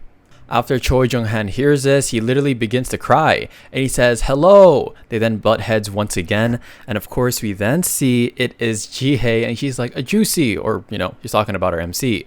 We see that he uses rush skill on him, and he gets sent flying, and some of his cheek is bitten off. We find out that this is a Broca's aphasia. And it is a disease that actually is responsible for somebody's capability for speech, and so that's the reason why he can't really express his emotions with normal words. Because of this, his life collapsed, as we see him right here, walking along the road with a plastic bag. He says, "Why exactly did this happen to me?" He says hello once again, and our MC says, "You're going to attack first." And Jung-han, well, he actually gets headbutted by our MC, and of course we see him right here just in front of his house, and he wondered if somebody actually moved into this rural area. And he said when this happened, there was a small change that occurred. He says that because of the noise, he couldn't really sleep, and so he knocks onto the door, and we hear that this person might be live streaming or something. And yup, her name is Queen Ji-hye, and she's on Twitch, and he wonders that this girl only has 6 viewers, so she's not going to have any fame soon. Nonetheless, we see that he is still swimming towards them, and he gets headbutt once again. How many headbutts is this guy going to take? Nonetheless, he gets sent flying. But our MC is really curious as to how this guy even has a wound, but he keeps getting up. He mentions that if this continues, it will be a battle of attrition, and so he doesn't know if he can actually protect Ji-hye from this guy. He says that I actually have to eat this dude. He says, "I'm really sorry to you," as you see the reflection in his eye. We then see Ji-hye when she is a person here or in real life before she got kidnapped, and we see Jung-han on his phone texting, "I want to hear about your story." She explains, and she uncovered her life so calmly. He mentions that she was pursuing her dream, and he really wanted to get up again. Just like how he had a speech disability, he didn't want to let that keep him down. Eventually, he left a fruit basket by her door, saying that he really liked the broadcast and for her to cheer up. He said, "I would like to thank you in person, but his speech is holding him back." And so because of that, he definitely wanted to make his dream come true. He wondered that and hoped that she would listen to him as well. As you see some black stuff come out of his mouth, what the heck? And our MC just caught the white disease and also bacterial enteritis, and wow, this is definitely poisonous. We then see Ji-hye on our boy wondering if Lee Yu-shin is right. She says, "No, because of you, please wake up." We then see that he is actually infested by parasites, and he did lose his consciousness, but he's still breathing and he's still alive. And she says, "Just wait, I will make sure you'll get better." And then we hear, "I'm hungry," and it's that little monster from before. All of a sudden, we are in a sort of pond here, and we hear, "Grandpa, please slow down." And this is Kim Do-young. He is from Russia and the USA as well, and we see that he's telling his grandfather Jun Yun-duk, which is a turtle from South America, to calm down. He mentions, "You're just way too slow." And wait, why is a turtle faster than a fish? Nonetheless, Grandpa says, "Come on, we should work together. Why are people fighting at a time like this?" We are also introduced to Lee Soo-bin, who is a tilapia, and he is from South Africa. And by the way, I do like tilapia the fish. It tastes pretty good. They are saying that the sun is about to rise soon, so they should just go after feeding time. But just at that second, somebody then eats the grandpa, but of course the grandpa goes back into its shell, and this is a boss, and it seems like they're finally going to fight this boss in front of them. And also guys, here's a list of the bosses just to refresh your memory. They then yell out for their grandpa, and they have faced the Drought King right here. We hear the grandpa mention it is okay, and look at this grandpa. He literally has a beard like Master Roshi. He says, "Don't worry, strike while you still have time," and he tells them to speed it up and chop chop, and the mouth is closing. And it seems like, no, they just ran away. Wow, why would you leave your grandpa? We see a lot of fish here and they begin to eat these basses right here, and Ji-hye is hiding. She mentions that there are a lot of hunters here and they wonder if they have to turn around, but Lee Yu-shin is still asleep, and she mentions it might be too late if she turns around here, and she believes in herself that she can do it. And so they are traversing, but they get spotted by one of the monsters. She then uses luminescence and she doesn't go super fast right here. She also spots level 11 bluegills, and of course we then see the headbutt ability, and it seems like somebody saved her, and it is a level 12 bass, and this guy is conquered, and yup, it is our MC's summon now, pretty much like Sung Jin-woo. He then says, thank you so much. She says, hold on just a little bit longer, Liu Shin. I'll make sure you'll get better. She says, wait a second. Although I can't speed up because I have him with me, they're actually going to catch me now. But she spots a net and they then go in there as we see the other fishes begin to circle them. They just leave saying, we can't eat them. And it seems like they finally escaped from their grasp.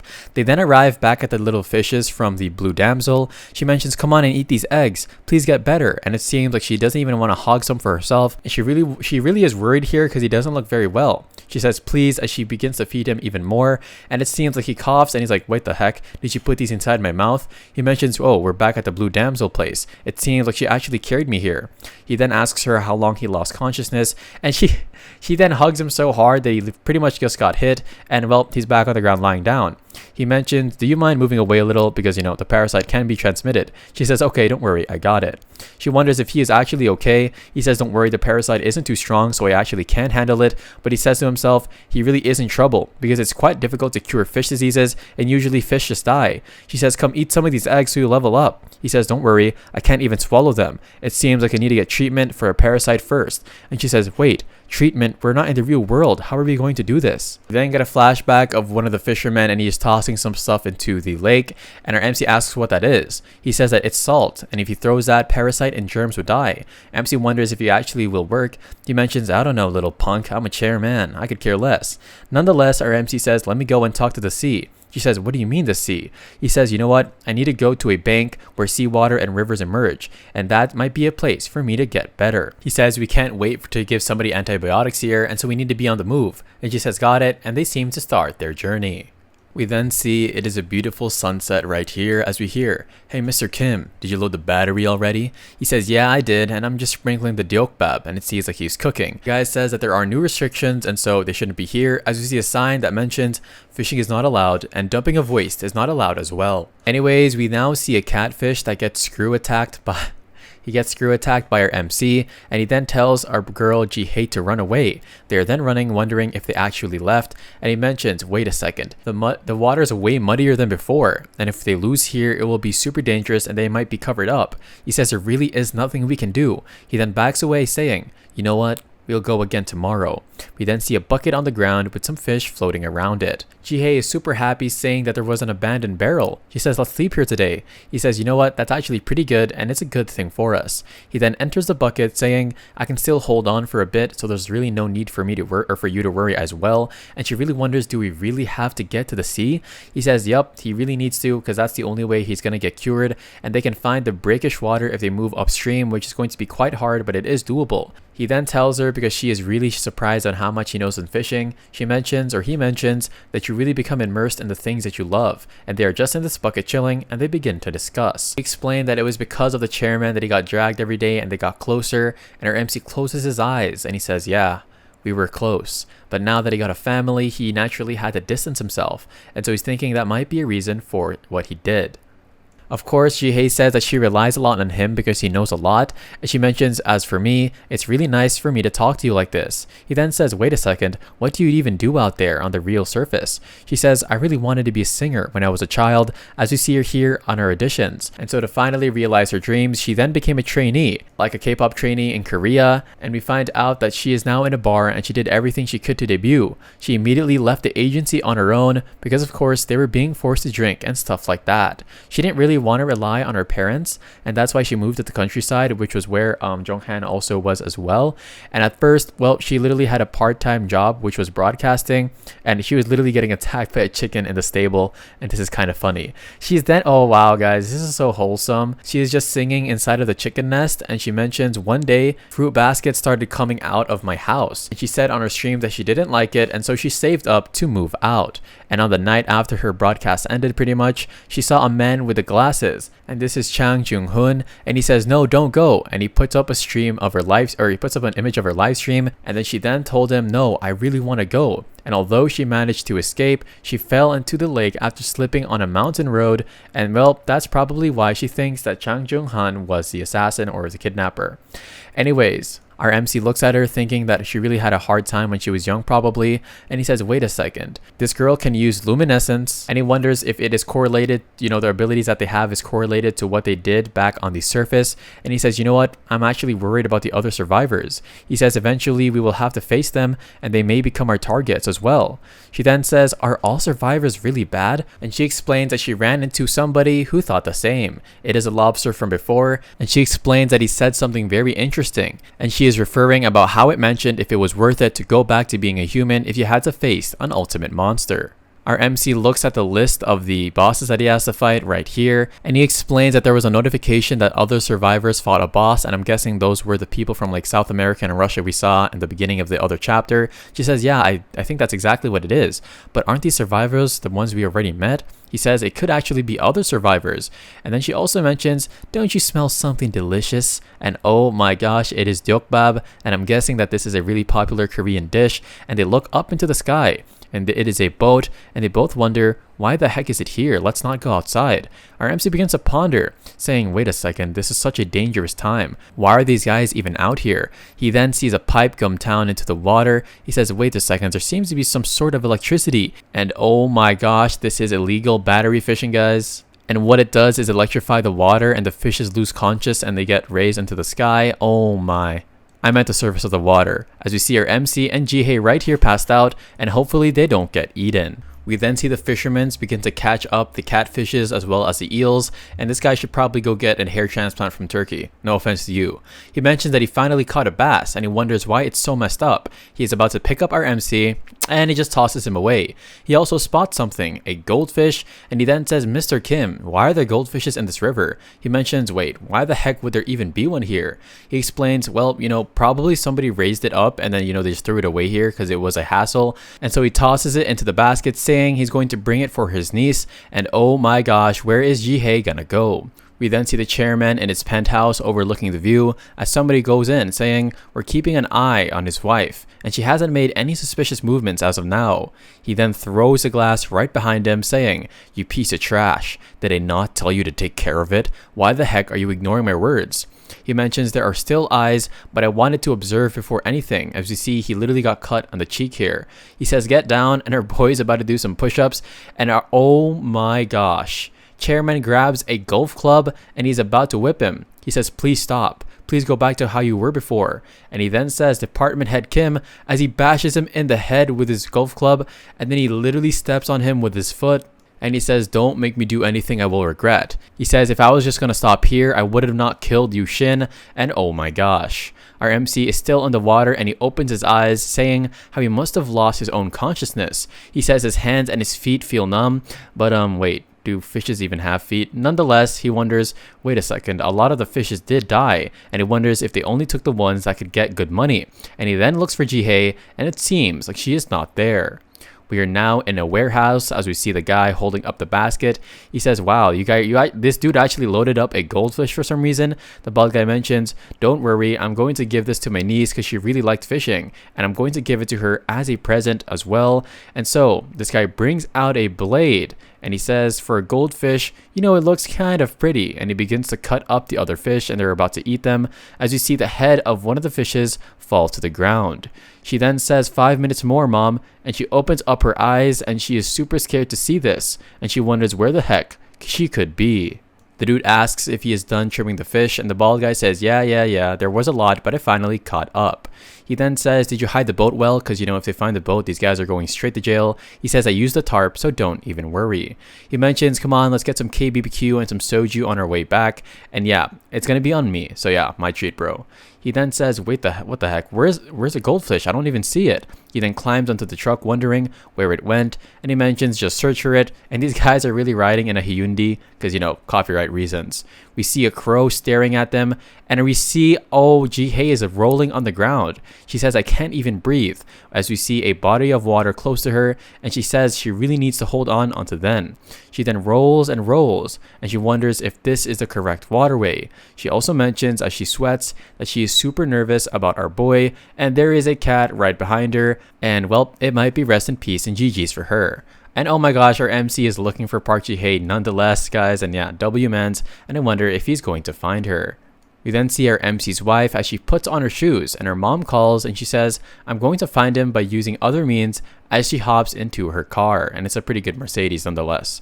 The mom says, come on, stop talking nonsense. It's been days. His body hasn't been found yet, so what? Leave this to the police. She is then driving on an empty road in the middle of the night, and the mom is really nervous, saying, why are you going at this time? She says, I can't really just let it go like this. I need to find who exactly or what exactly happened to my husband. She then hangs up on her mom, and oh my gosh, if I did that, I would have got probably slapped. Just kidding. She is then driving as we see another car about to hit her to her side, and look at her face. I feel like she knows it's about to end. We see her MC keep on looking for Ji-hye, and she wonders where exactly she got taken away from. He then begins to ponder, mentioning that of course all of these abandoned fishes are worth nothing, and so a goldfish wouldn't even have commercial value. So what if she got taken away as a gift? And he then bleeds right here, saying, my physical condition has gotten way weaker, and I can't really spend time overthinking upon things like this, and so he needs to leave before things are late. And he gets a flashback to when Ji-hye was crying because she was so happy to see our MC. He says this happened because of me, and so I need to search fully and definitely find her. He then puts his head out of the water and he looks around. He says, I hope she really is okay because she's not even here as well. He looks at these other buildings and he says, wait a second, why are there a lot of factories here? This is the pickled radish, and he says that a lot of salt is needed to pickle radish. And he says, oh, there's no need for us to go to brackish waters. But then he looks right behind him and we hear level 1 luminescence. And yup, it is Ji-hye, and she says all I need to do is escape. But the cat uses a level 4 attack. Oh my gosh, I didn't know that cats would have attacks or abilities. It is called the Meow Meow Punch, and she gets half of her HP taken out as she begins to roll. And it seems like this is the end, as the cat is just staring her down. The cat meows as of course Ji-hye says, I gave all my strength, my body is tearing apart. She then has a bloody eyes and of course a bloody mouth, saying as she looks right behind her, come on, I got so much closer to the water. She then yells out and she says, I'm sorry to all the cats of Korea, and she uses laser beam in, oh my. She spits out blood, but she gets whacked back as well, and it seems like she's literally at 0 HP here, and we see the other dead fish right beside her. The cat is now eyeing her down like she is the cat's final prey, and she says, come on, you're a kind cat, aren't you? She says, please, eat these others, don't attack me. And it seems like the cat is just ignoring her as it begins to scratch his head or her head, and the cat just says, I won't let you go. And look how close Ji-hye is to the water, and she starts to apologize to her mother and father because this might be the end of her and she won't be able to make it back. And come on, Ji-hye, don't give up just like that. The cat raises up her fists, saying, please, I hope you'll meet your wife soon. And she's talking about her MC, but just at that second we hear a rush and screw attack as her MC says, I finally found you, and what's up with this piece of trash, as he is talking about the cat. We then see the lobster from before, and oh my gosh, he just eliminated a level 9 Lee Yeonju, and it wonders why he's doing this. He eliminates a survivor, and his level has increased by 2 times, and he also gains skill enhancement points, and he says there's no time. Before I forget everything and become a crayfish, he needs to end everything and defeat that monster, and I wonder what exactly this could mean. We then see the cat meowing and purring right here, as our MC mentions that he'll try to make an opportunity. So come on, Ji-hye, you need to be able to move. She says, I can't even move a finger or a gill technically, and he says, says this really is a worst case scenario because this cat is literally super strong and it has a land advantage, and he knows that this cat isn't going to let them go so easily. He says that the goldfish might really die if we took on more land, and she just looks at him saying, "Mister, please run away now and find your wife." He says, what is that exactly supposed to mean? The cat begins to go towards them, and our MC just says, you know what, just bite your teeth very tightly, and he uses dash on her, and well, it seems like this is a play because a cat misses our MC as well as the fish or hehe, but oh, actually our MC got hit a bit, and this is a level 35 cat, and wow, I don't think our MC is going to defeat this, but he is going to escape. He mentions that this guy is playing with our MC, and he says, I can't really endure this because even a light tap to me does so much damage. And so he says, my stamina is about half, and so I can definitely reach the water with one more dash. He says, I can definitely break through this gap, and he uses a dash skill. His stamina is at half point, and oh no. The cat also knows how to do the dash, and she literally hits him, and he calls this cat a monster, and yeah, cats can low-key be scary to other animals. He says there are no odds of winning by running away, and so we have to think of something. And just at that second, we then see a head begin to roll, and the cat wonders what that is. Our MC is literally below the cat, and so he uses the dash and screw attack, and he gets a flashback of a child telling him that a cat's weakness is its stomach, and he wonders what exactly that was, and that was his daughter. He then hits the stomach, but it seems like he missed just by a bit, but the cat begins to cry and meow, and it gets angry, but we see the crow in the air begin to flow and fly over the river or whatever this is, and it is about to pick up our girl hehe, but it gets eaten by another bigger fish, and let's go, it seems like she survived. But then the fish says, I am somebody who is cursed like you, and it would be right to call me the unliving, and please don't tell me hehe is gonna have to fight off this ridiculous strong monster. The cat meows, and our MC says, come on, let's not see each other for a second time, and he finally gets into the water, and our MC is safe, but he recalls it is his daughter in that image, and he mentions, really, who was that person? And it seems like he is starting to slowly lose his memories, guys.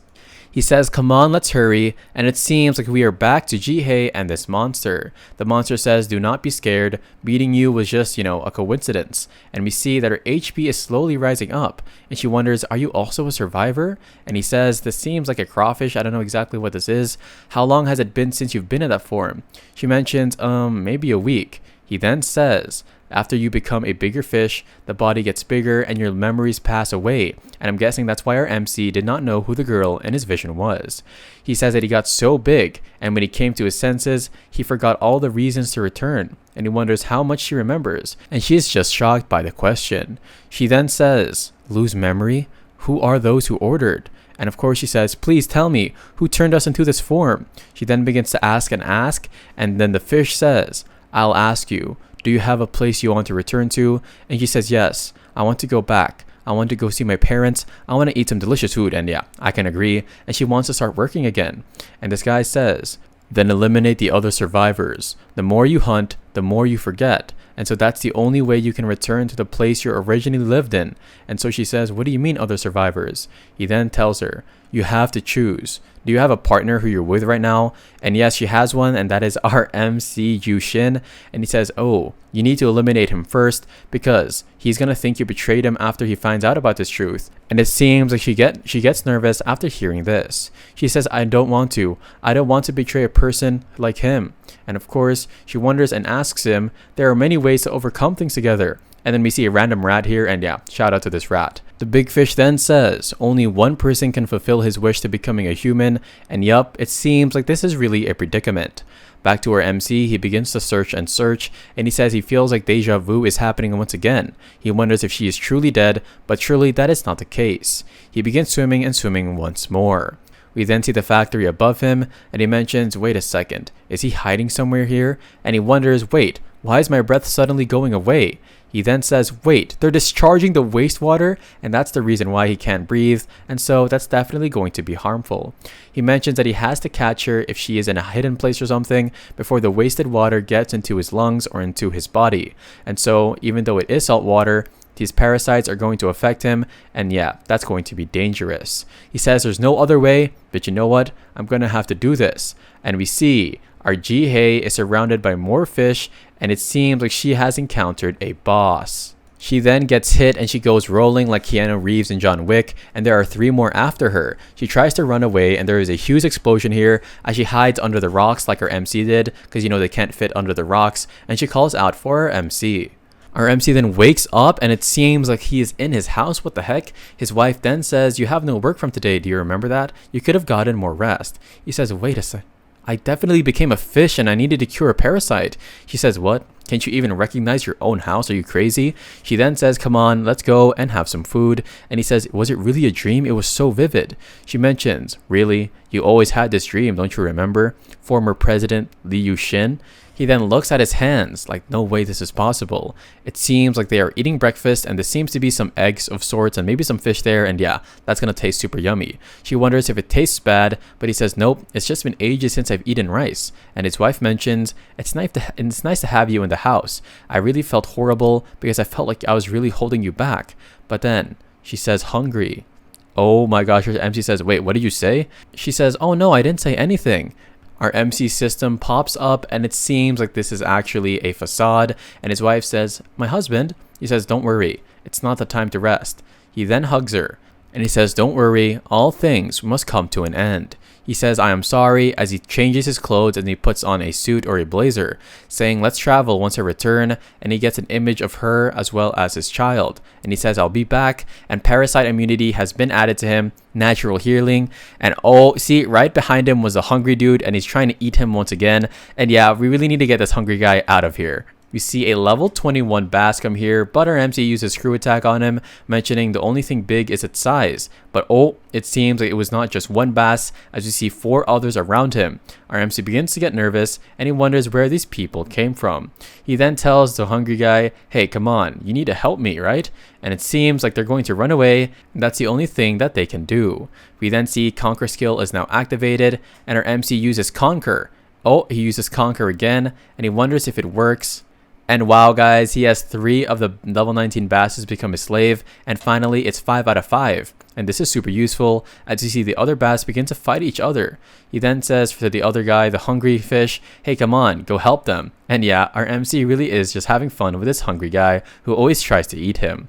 We then see his wife and she's chained up into this cabinet or onto this wall, and oh my gosh, please don't tell me they're going to torture her.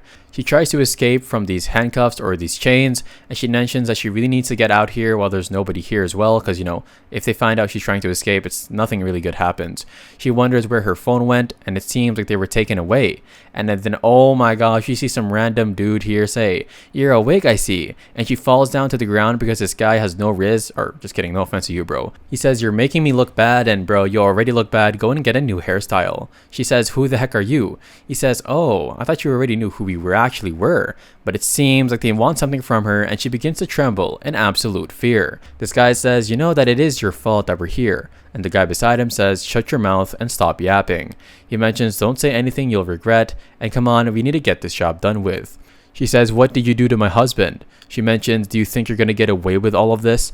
This shall reach the light and you will all go to jail and be imprisoned." One of them mentions, "It's fine, we're going to deal with her anyway, and the last thing we can do is show her how scary we can be, and oh no, they're definitely going to torture her." She is super shocked as he tells her that they drowned him, and he brings out a syringe, and it seems like she's going to be the next one, and no, please. Anyway, we then see it's a beautiful night right here, and our MC gets a notification saying, "You may name each target and assign them individual commands," and he's talking about his slaves, or I mean, you know, the ones that he conquered. He says, "Everybody line up in a row." And it seems like all of them are super hungry, and these guys just get way too hungry. And he looks at the fatty who always tries to eat our MC, and he says as he lets out a sigh of breath, "You know what, I can't even do this anymore." And he lines them up, and he names them fried, raw, sushi, grilled, and soup. The system asks if these are the names that he wants to go with, and it seems like it is affirmative. And somebody says, "I'm hungry, I'm hungry." And it seems like the hungry fish does not like its name, and so our MC says, "Dude, who really cares, bro? Come on, let's just get this over with." Our MC says, "Fine, you know what your name can be," and yeah, of course he left us on a cliffhanger. We then see another school of fish here as our MC says, fried, you go left, grilled, you go right, and we all head out in unison. And they all wonder, what is left, what is right? And then one even says, you know, I'm looking for a rock, and these guys definitely need to go to school, and no, not a school of fish. Okay, that was unfunny. Nonetheless, her MC is literally just holding his hand like, bro, are you kidding me? These guys don't even know anything. I'm wasting my breath right now. He says whatever. He knows that he still has level 1 domination, so they might only react when I'm being attacked. And so he can also use a group command, and he needs a keyword for this. We then see Hehe is still hiding here as these other fishes still circling her, and she mentions as herself and she's getting kind of hungry. She says, really, I'm so hungry and haven't eaten anything since yesterday. She wonders if she's going to starve, but she sticks her head out a bit and she almost gets attacked by this big fish, and it definitely could have gone bad. She says that it's gotten way too deep and she may be able to run, but these fish can't attack her either, and so, you know, this is going to be more dangerous as she gets a flashback of that super big fish. She says, I can't let that dude get into my head. This could be actually a good opportunity for me to grow as a fish and a person.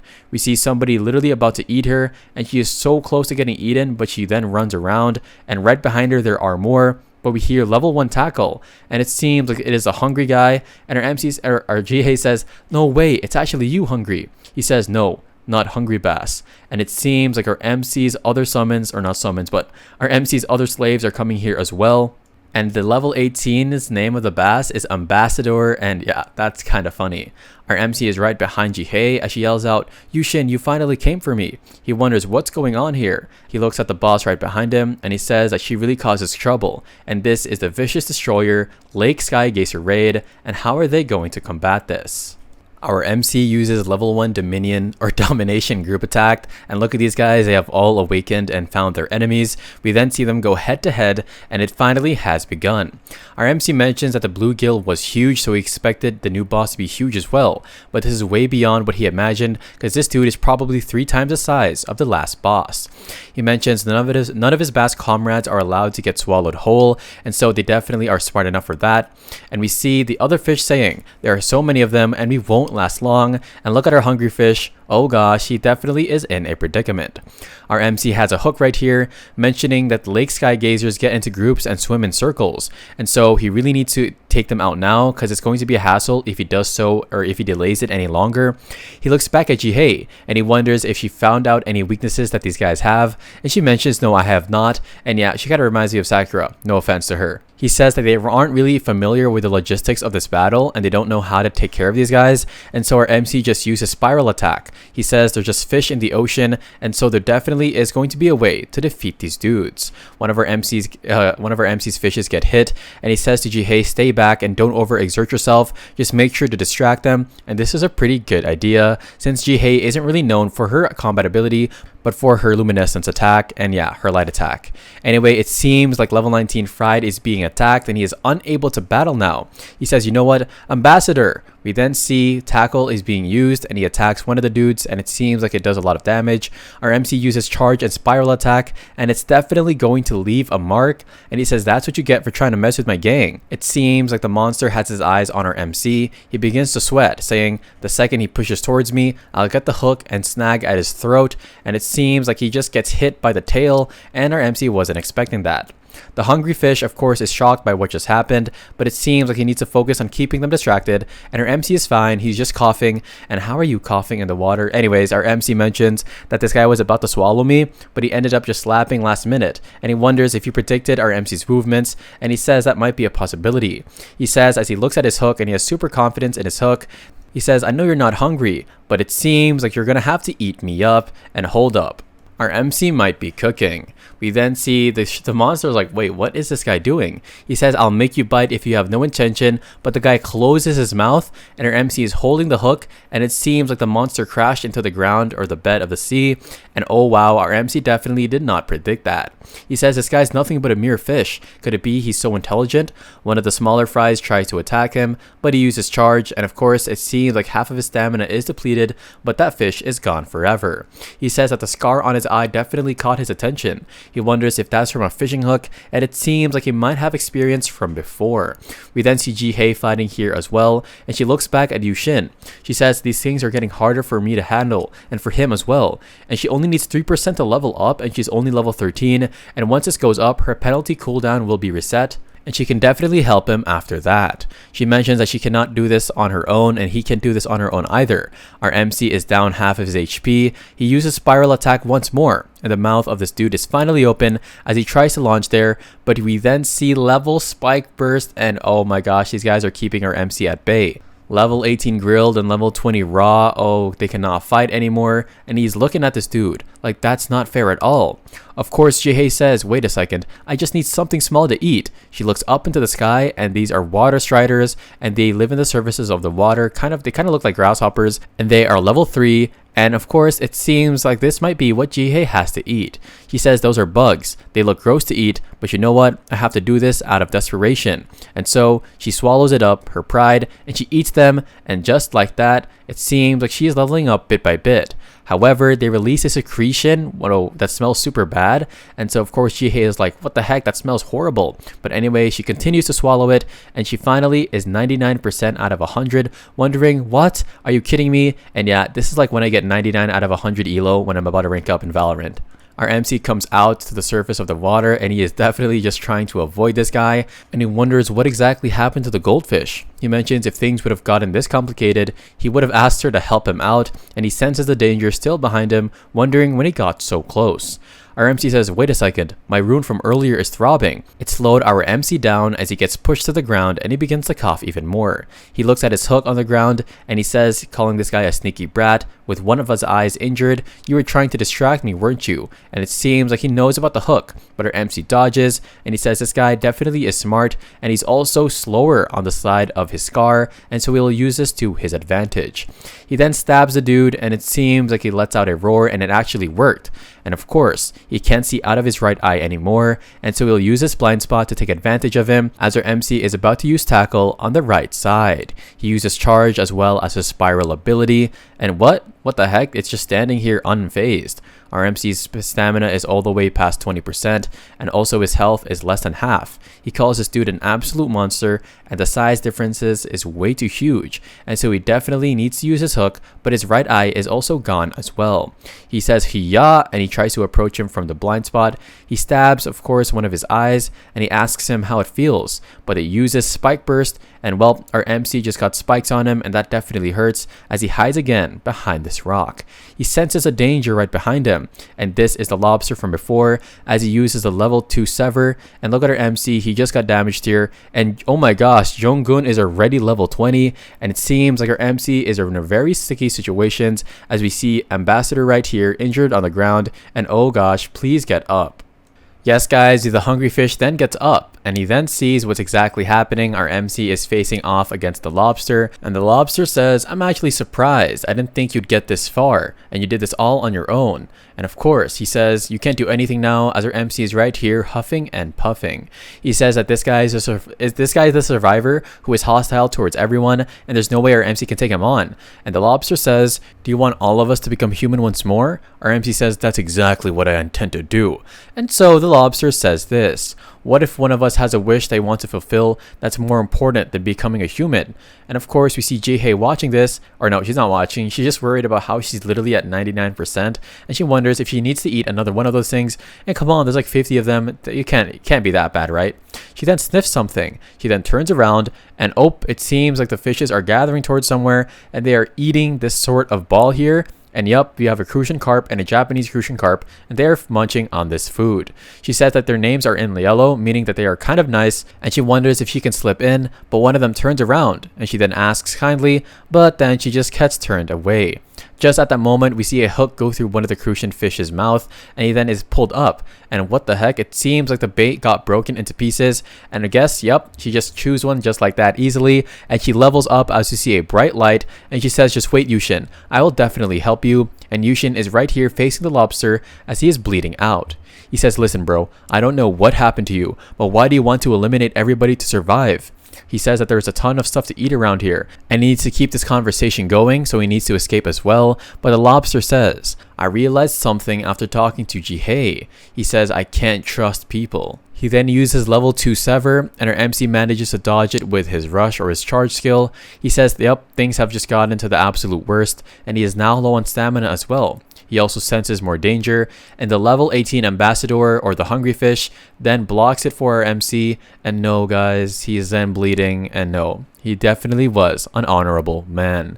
Our MC uses Consume and he eats on some of the fish around him, and it seems like he consumes a level 21 and he gains 30 XP and he levels up. He says, how dare you mess with your own kind. He uses a spiral attack on him, and of course the lobster seems to have gotten injured a bit, but he is actually using Sever again. Our MC gets hit, but he manages to crawl away, and he wonders how many skills this lobster has used, and he wonders if it has a limit. He then of course spots the hook right here, and you know, it might not be effective against a lobster, but our MC says there still is hope. And oh wow, the lobster gets a flashback to the monster from before.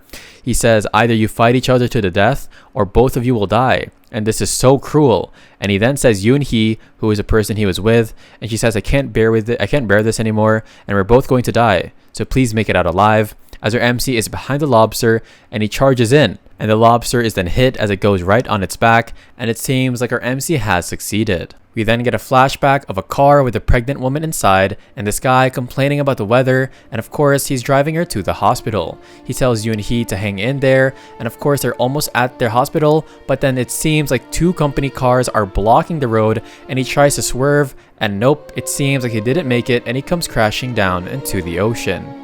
He is absolutely starstruck by this, and he goes to his wife in the back seat, telling her to wake up. He says he prayed and he prayed as a car begins to sink further into the sea.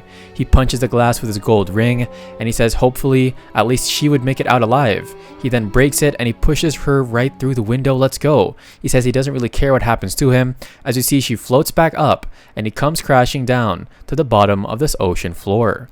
We hear that he got the system notification, would you like to start a new life? He then looks outside to a bright glowing light, wondering if he's actually seeing things. The flashing light then begins to swirl, and it says, selecting random species before subject loses your consciousness, and it seems like that's why he is a lobster. He then begins to laugh like, what the heck is going on? And he really is surprised, oh gosh, and it seems like he is also surrounded by a lot of different crawfish, and yeah, this guy is definitely going to get it. He's only level 1, and he's actually a crawfish or a crayfish. Sorry guys, I thought this guy was literally a lobster, and it seems like he wonders, why the heck did I turn into this?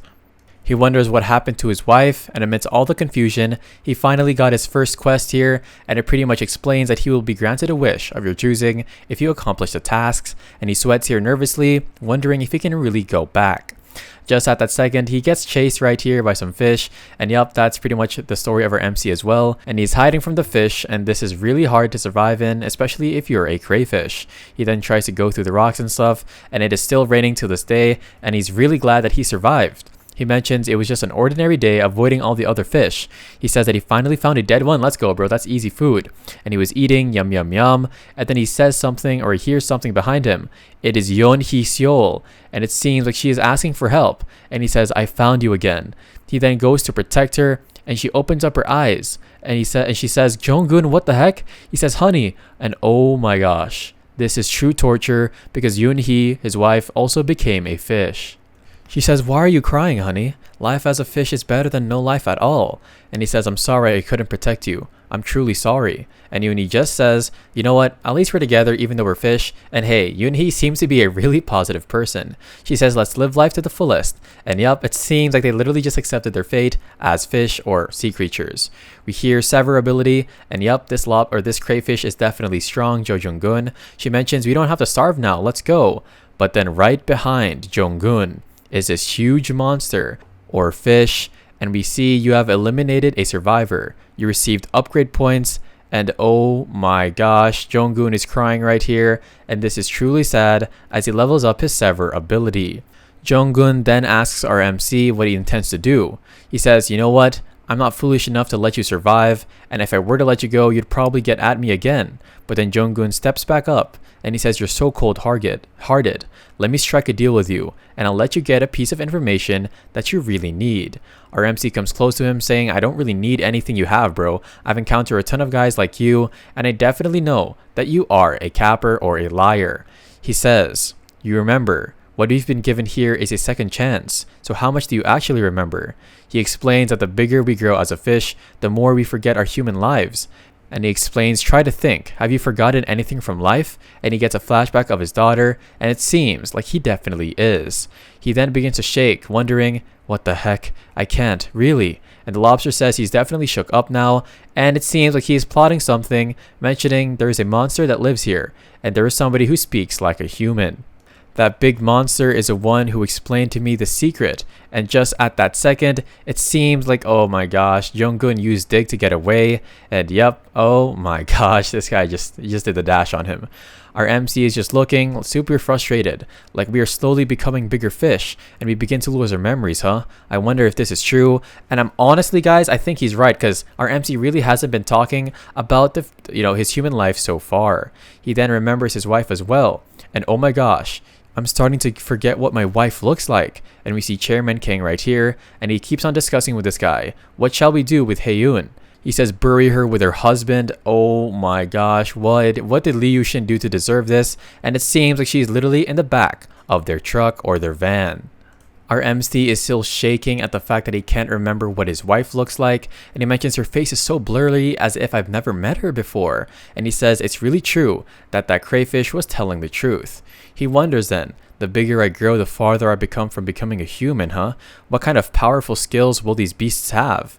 He then of course remembers the crayfish, and he wonders if that's the reason why the crayfish is hunting other survivors, and he wonders if what he said is really true as our MC begins to ponder with all these scars around his body. He looks into the vast distance, wondering what the heck exactly is this monster, and just at that second it seems like Hehe is right behind him yelling out for him. She explains, why are you so deep thought? I've been calling out to you for so long. You're really injured, are you okay? He then mentions, where the heck have you been all this time? She explained, well, I have a skill that could have helped you out, but I need to level up to use it again, so I went trying to level up there, you know. Anyways, it seems like there is a dead fish right there, and she says that everything is fine, and her MC lets out a breath, saying, I thought she ran away because things were looking dangerous, but it seems like she's really one to stick with me. She then says, I ran into Jo-gun. And she mentions, no, not at him. Are you really okay, Yushin? He explains. In the end, he ran. However, he mentions something strange. The more we grow as a fish, the more memories of their human life we forget. And she, of course, begins to ponder. She says, actually, do you really know if that's true? She says, I don't even know that either. He then begins to sweat. And of course, he says that he doesn't remember his wife's face, and she as well is getting kind of nervous. And one of the most important reasons why is because what if he loses his feelings or his feelings of rage towards Mr. Kang and his feelings of love for Haeun and his daughter? He really is in a pickle. We see the lobster telling him it was a curse, and he wonders if this is true. Anyway, we then see Hehe saying, it's really been rough down here. I'm sorry, I can't really be more helpful to you. And she then smiles with kind of an awkward smile, and she says, I'll do my best from now on. Please, I may not be as strong as you, but I really don't want to sit back and do nothing. And so it seems like our MC right here is just shocked by what she said, because he's still in his thoughts, and it really reminds him of his wife. And wow, it seems like Hehe really is a good woman. He then turns around and, he doesn't even heal his scars. He says, you sure you didn't run away just because you wanted to avoid danger? And she says, no, I really had a cooldown, trust me. And it seems like he is doubting her right now. And wow, this is really sad. He then says, please show me the skill. And oh my gosh, she uses it. And the vicious destroyer Lake Skygazer has been slain, and everyone receives rewards. And look at that, there was literally a hole that went through this fish. And her MC is like, what? A laser beam? What is this, some sort of Star Wars movie or something? And she then says with a huff of puff air, I told you I could be of help. And yeah, this girl really has an attitude. Anyway, she's then writing on the ground, Yushin Lee, 38 years old, and you're the president of Saesung Group? And it seems like he's telling her about his human life, and he's being completely open now. He says that her handwriting literally sucks, And of course, it seems like she mentions, I know you were something special, but you're actually the president of Seisong Group. She then asks, are you sure you're not lying? And he says, really? I have no reason to lie about this. Nonetheless, she says, I've seen you on TV before actually. You're the one who saved Seisong produced from completely failing, and you're truly a genius. She then says, I can't believe that Jinsu Kang person is actually somebody who would eliminate his colleague. And yeah, he's like, you know what? You never know who you can trust, girl. Just keep that in mind. He then turns around and he says, I'll be the one punishing him myself. And our MC really is determined. Anyways, he looks at this dead fish with that hole right through his body, saying, after looking at Jihei's skill, this is super powerful, and this could be definitely useful in the future when he goes to attack that big monster he has to face. He then says, I'm going to eat now, and she says, yep, you got it. And it seems like he is going to get bigger, and he uses consume or gnaw, and hopefully he asks not to lose his memories. We see another school of fish here, and they are getting hungry and cold, and it seems like they see a bait, and oh my gosh, one chomps on it, and the guy outside begins to reel it in, wondering why did it stop struggling. And oh, well, it seems like it was a lake sky gazer, and he says, why won't the hook come out? Because it's on the eye. He then, of course, just tosses it to the ground like he doesn't care at all, mentioning that he should just head home. And guys, we then see the cat right here, and oh my gosh. It seems like this might have been the memories, and our MC absorbs the skills, and he also levels up, and he says that I need to absorb the memories each time. He then uses or learns the skill Spike Burst, and he's also given a special quest. And wait guys, we see Jihei as well as the hungry guy, or his official name now is actually Ambassador because he's, a bass, but puns aside, our MC is looking at his quest right here, and he then leaves Yushin in an instant because Hiyun is about to be buried underwater, so he needs to save her 850 meters north. And oh wow, this is deja vu. We then see Chairman Kang's associates on the boat, and he's holding, of course, his wife over his shoulder. Our MC sees this, and he says, get your hands off of her, you trash. And yup, our MC jumps up as a fish, and this is going to be pretty crazy once he hits them, and they're going to be like, what the heck just happened? We then see the workers, and they're wondering if they really need to go this far to bury her, and they say, come on bro, just toss her in. This is so merciless, and one of the guy mentions, I actually feel bad for her, since of course she was living a pretty good life. But then right behind him is our MC using his tornado ability, Spiral Attack. He gets hit at the back of the neck, wondering why the heck did you smack me, because he thought it was his colleague. And our MC is absolutely stunned and frozen midair as he is looking at his wife Hiyun, and he falls to the bottom of the boat. He says he doesn't really have much time because of course once they use a trap right here, it's going to be nearly impossible to save her, and so he needs to find something else. And we see him right here below the driving wheel. He wonders what the vibration is. He says, wait, the boat is still on. And so our MC begins to hop, and well, he's going to have to hold on to the red switch to move the gear, and I wonder how he's going to do this. He uses charge and he pushes it, and it seems like the turbine begins to go on, and they wonder why the boat is moving. The colleague says, don't worry, I'm going to check it out, you piece of crap. And her MC says, dang it, I thought one of them would fall off. It looks like they're still fine, so how am I going to do this? Our MC is almost about to get stepped on, and well, he manages to dodge it. And of course, the guy looks under like, what the heck, is that a fish? Our MC uses Spike Burst, and he gets hit inside or on the eye, and our MC swerves around using Charge and Spiral Attack. And guys, he hit below the belt, and he hits his balls, and oh, he yells out in pain, and one of them falls off of the boat. He says, what the heck is this? Our MC is looking at him with absolutely menacing eyes like he is guts, and of course he looks at his wife, and he says, you're not leaving alive. We then see Jihei here as well as Ambassador, and she says, where is Yushin? Where did he go? As she's looking at this other school of fish. She then looks at Hungry, and she says, don't worry, Yushin did not abandon this while you were injured, and he probably did something. She then looks at a boat, saying, wait, are those the electric fishers from last time? Of course, she mentions, let me go and check it out, as Ambassador says, you know what, it's alright, go ahead and do that. She then goes up and wonders who these people are, because she needs to hurry up and find Yushin, but then she says, I've seen that lady before, and she's looking at the boat, and of course, that must mean that is Yushin's wife, and he is in grave danger. We see the other associate literally swimming for his life, saying, I can't see. And keep in mind, guys, it probably is really dark here. His friend then says, come on and get in. I'll tell all the guys you are a wuss. And come on, bro. We got no time to waste. Anyway, the guy says, look at your eyes, bro. I hate the water. Let's finish up and get out of here. Our MC really wonders if he's not going to help his partner. And so he uses a spiral attack on the other guy on side of the boat. And well, guys, it seems like our MC just got punched in the face. Oh gosh, a right hook right there. And he goes rolling back into the ocean. And he says that was a real jump scare. He says that bass really attacked me. And really, you could not catch that or something. But then his wife, oh, she is right behind the guy. And she hits him in the head. And of course, he then looks back saying, if you were awake, you should have said something so I can put you to sleep. And she's kind of nervous because it seems like it didn't do too much damage. Our MC mentions that he cannot breathe, and yeah, you're a fish, bro. He says humans are way stronger than fish. Did I really get this messed up over a single hit like that? He says I cannot get up, and of course, it seems like he actually met the requirements to upgrade a skill, and I wonder what he's going to do. He says he'll have to chew a human up if he has to, and he is about to consume the human, and no way our MC is going to do this. This is actually going to be kind of crazy, guys.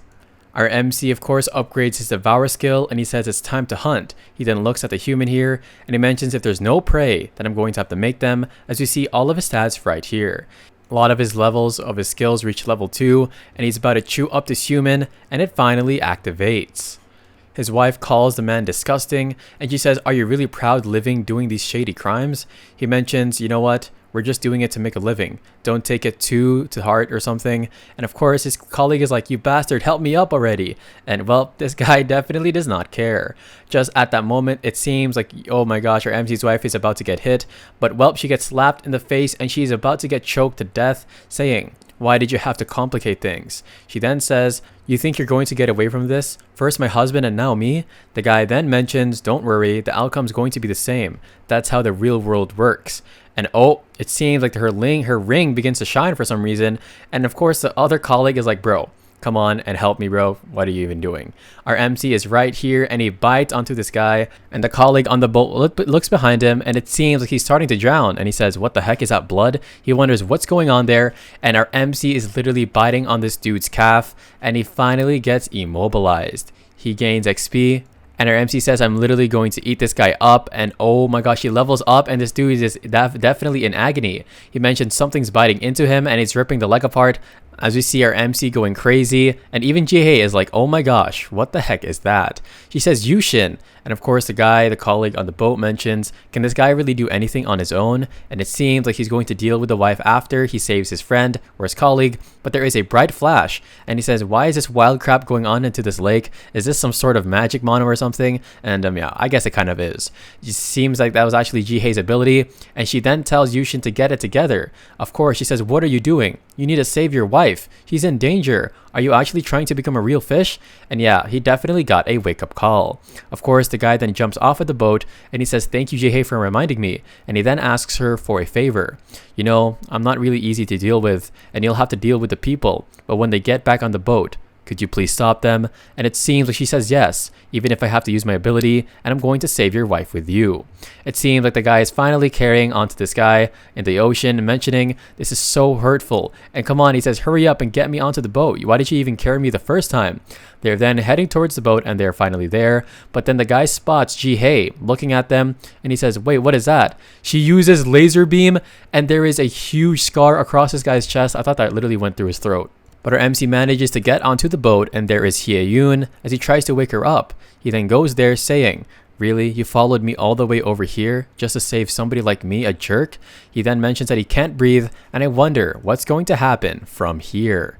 Our MC is just staring at his wife and he tells her to wake up. As he says in his head, if I didn't get on Mr. Kang's bad side, this wouldn't have happened. But he mentions, I promised to make her happy as well. What's the point of even fighting? He just closes his eyes saying, you need to get it together, Lee Yushin. And he also says he has to do everything he can to make sure that he doesn't have regrets, of course, before dying. We then hear a loud thump and he uses his push ability on her to push his wife. He says he needs to flip her over, but she's way too heavy and she's been eating too much. Just kidding, guys. He didn't say that. But of course, a fish is, way lighter than a human. He then uses his remaining points and he adds 23 points into his strength stat and is at 56 right now. It's way above the rest. It seems like he uses a bit of his stamina, about 30%, and he tries to do it again. Level 1 charge. He pushes her. She does not wake up. He tries again. She does not wake up. He says, I'll do everything as long as you survive, Hye-yoon. And just at that moment, we see one of the associates get up there, and I'm not gonna lie guys, his cut is kind of fresh. Of course, the other one gets up as well, saying, what's going on? It was that goldfish. That goldfish literally shot out a laser beam. This guy is now thinking in his head, I don't believe it either. Is that really what happened? And look at Ji-hye, bro. She's just staring at him like, bruh, like she's really locked in. The guy mentions, are you some sort of spiritual being on the lake? And then his friend is like, bro, have you absolutely lost your mind? What about the spiritual being stuff? He begins to get nervous, saying, please, we leave quietly, let us please go. He then begins to huff and puff and huff and puff, and he says, whatever this thing is, it's strong. It could grill us alive. And she then says, why are you doing this? Is pain what really matters? And what about another's life? And she is talking about how our MC at this moment is literally pushing onto Hee-yoon to wake up and to get off the boat. And then he says, are you proud of living like this? And of course, the other associate is like, wait, did that monster of a fish show up again? What is going on right now? We then see the other associate, and he pushes the guy towards the goldfish as he gets up to the boat, saying, I've never seen something like this before, and I'm not gonna lie, is this like a war machine developed by a government of some sort? He is then looking at the boat, and our MC is pushing onto Hae-yoon with his ability, and he's like, is this fish really performing CPR? And wow, our MC really is desperate, and what a W husband. He mentions that he really needs to run away from the goldfish because that goldfish can definitely do serious damage, but just at that second, he gets hit at the back of his neck. It is another fish, and it is the ambassador. And yes guys, W ambassadors in the comments. He says, where are all these fish coming from? He then gets hit more and more. And these are the MC's conquers, like the one he conquered, and I forgot he had that ability. And he says, don't get in my way. And he uses domination. Oh yeah, it's called domination. And yup, he increased it to 10 as 10 more fish are there. And look at our guy's face. It's like he literally got slashed up by Atomic Samurai. And wow, this artist really is a legend. This guy looks behind him, and well, he comes crashing back inside of the water. Our MC tries again as he closes his eyes, saying, come on, wake up. He then thumps and thumps as this guy is trying to fight to stay up, as well as the other associate. And then he suddenly gets a flashback to his wife saying, what am I to you, Yu-shin? I understand that work is important, and I'm scared I'm holding you back. And of course, he says, I never thought you held me back any time. And his wife says, let's just break up. And wow, she's crying right here. And guys, don't ever do this to your woman, to put work over her. And this is really a hard situation. He asks if this is what she really wants. And her MC really says that this is the only time he's been regretting this, having this conversation. He says, I can't stop this right now. And he gets to 0 stamina points. And he's finally out of stamina. And he cries, saying, why was I nothing but mean to you this entire time? I was so selfish. He then crawls over to her, asking her to wake up, please. And it seems like this is such a sad moment. And guys, we also get a flashback to his wife, and it seems like the other people were trash talking about her, saying how did she even score somebody like her husband? And wow, this is way too evil. Anyway, she mentions, let's break up, please. Our MC asks if you are truly worried about it, but well, it seems like she was actually pregnant here. She says, yup, Yushin's really busy right now and it shouldn't be a burden. What do I do? Shouldn't he at least ask me why I wanted to break up? And it seems like she was in her room and somebody opens the door and it is our MC. And he then, of course, is sweating and puffing and she wonders why he is here. Our MC asks her if she had anything to eat today, and it seems like on the inside he was truly warm, but he just really prioritized work, and that's how he grew up. She then opens her eyes, and she says Yushin, and oh my gosh, I guess she really sensed her husband's aura or something like that. Our MC gets a system notification that his gills are actually collapsing, and so his HP will slowly decrease. He says, I really am running out of breath. I need to do this quick. Of course, he keeps on asking Hae-yoon to wake up, and that's when she finally opened her eyes. And she says, what the heck? Is that a bass? And he's like, Hae-yoon, you're finally awake. And he smiles because he's so glad. She wonders what on earth is going on, and she even wonders if the fish just talked. And he just looks at her like, wait, you can hear my voice? She mentions, am I dreaming? Who are you? How do you know my name? He says, we have met before, haven't we? I swear I heard Yushin's voice at that time. Who are you? And her MC is in shock here as well. And she gets up, and of course, the blood's starting to circulate through her body. And it seems like, of course, she's starting to get in her right mind. She then says, hold on, is that you, Yushin? And he just looks up like, wait, does she really know? He says, Hyo-yoon, listen to me. Do you remember that bass boat we used to ride sometimes? If you look at the driver's seat up there, there's going to be a lever on the right. And she then looks at it, and she says, no way this can't be true. How is this going on? And even our MC is right here and his hand over his mouth, because he says that this really is going to be tough, because I can't breathe anymore. He says, don't overexert yourself, and please be safe. I have a plan. I'll definitely be back soon, and if I don't come back, just forget about me. That's my last wish.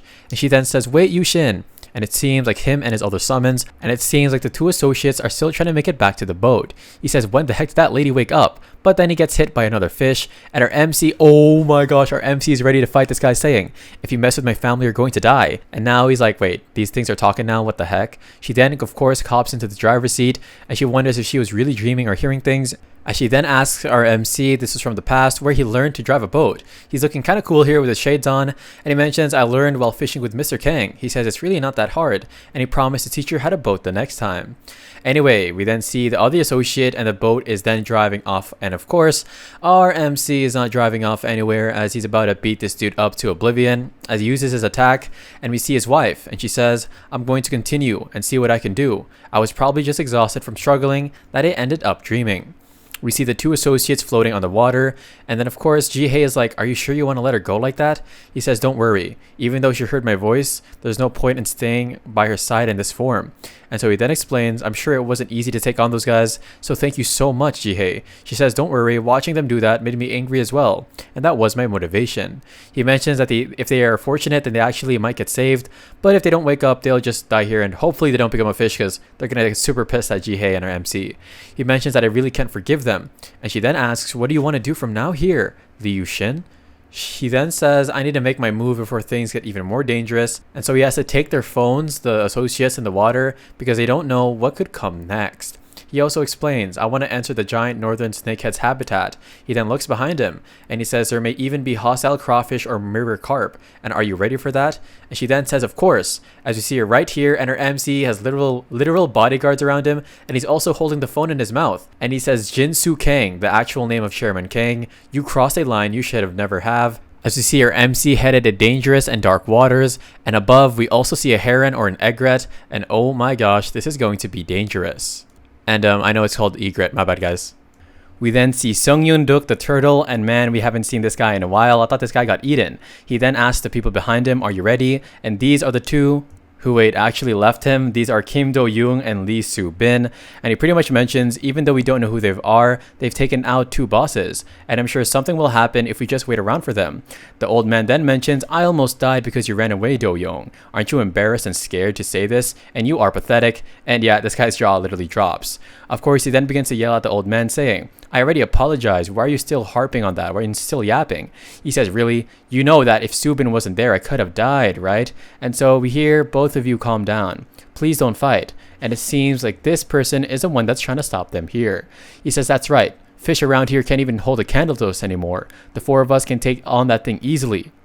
But then the other one says, listen, do you want to live like this forever? Come on, let's go ahead and do this. And the old man sighs, saying, yeah, whatever, you're right, so let's do this. And look at these guys right here, their levels. The old man's 21, Soo-bin's 18, 16 for Jong-han, and 17 for Do-young, and he looks kind of scared. They're looking at this long little beast, and he says, come on, let's band together and eat this guy or defeat him. And this is a swamp hunter, giant northern snakehead raid. We then see our MC's wife as she makes a final look back after she leaves the boat. She calls out to Yushin, wondering if he is truly there. Our MC is happy because he's grown bigger, and he mentions that it will be a lot easier to survive from now here, and so all he has to do is not run into some monster fish, and he can roam freely during feeding times, as we see a bunch of fish right there getting eaten in front of him. He says he really grew a lot, as we remember that little bottle that he used to stay in, and that's all a result of hard work. And we then see it is Ambassador, and he is hungry as well, and the other people, his other summons, are doing the same. He yells out, hungry, hungry. It seems like it is feeding time, and they need to eat if they don't want to leave from his grasp. Anyway, he then says, you darn fatties, we just finished eating earlier. And he says, come on, it's not like we're trying to feed a bottomless pit here. And they're all looking at him like, come on, bro. Anyway, we then hear their stomachs rumbling, and our MC mentions, really, I'm talking to you, look at me when I talk to you. But then Ji-hye says, I'm nervous that I'm still on cooldown, we really need to level up. He says, you know what, fine, we're gonna go and eat to level up, but that's it. Look at this beautiful terrain right here outside and in the water, and we then see they're literally going crazy eating these other fishes, and yeah, this really is a circle of life. He mentions that they've looked all over the place and there's really nothing to eat. He wonders, Why there's only a bit of bluegills here when there's a lot of good hiding spots.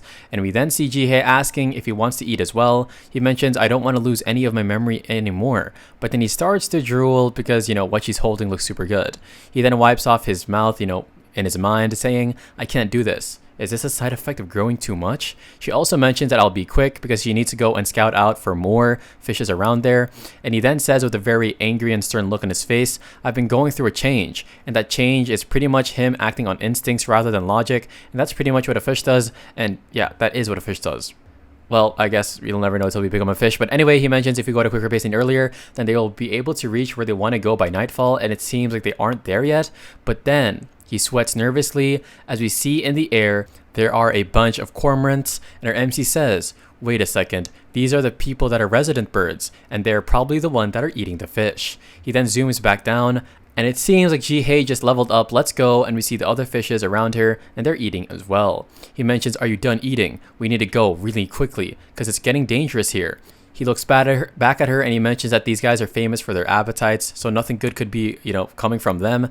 And so just at that second, we see a cormorant go down into the water and it is about to eat or take Jihae, but our MC gets stabbed by its beak instead. And oh my gosh, it is now in the air with the cormorant, and she yells out for Yushin as her and Ambassador go and try to chase him. He said regardless of what it is, he just really needs to get back to the water, so he uses the charge attack and he gets onto the ground here on the dirt. He coughs out blood and it is about to attack him once more, but he uses the charge and spiral attack, and well, it spits out whatever it's been eating. He uses spike burst as well and he stabs it, and oh, well guys, he actually has been pierced here and he begins to bleed even more, but it seems like he did a bit of damage on the cormorant. He mentions that he can't breathe at all, and oh, we then see a ravenous hunter skill right here, and he says, I need to eat this dude so I can heal back up.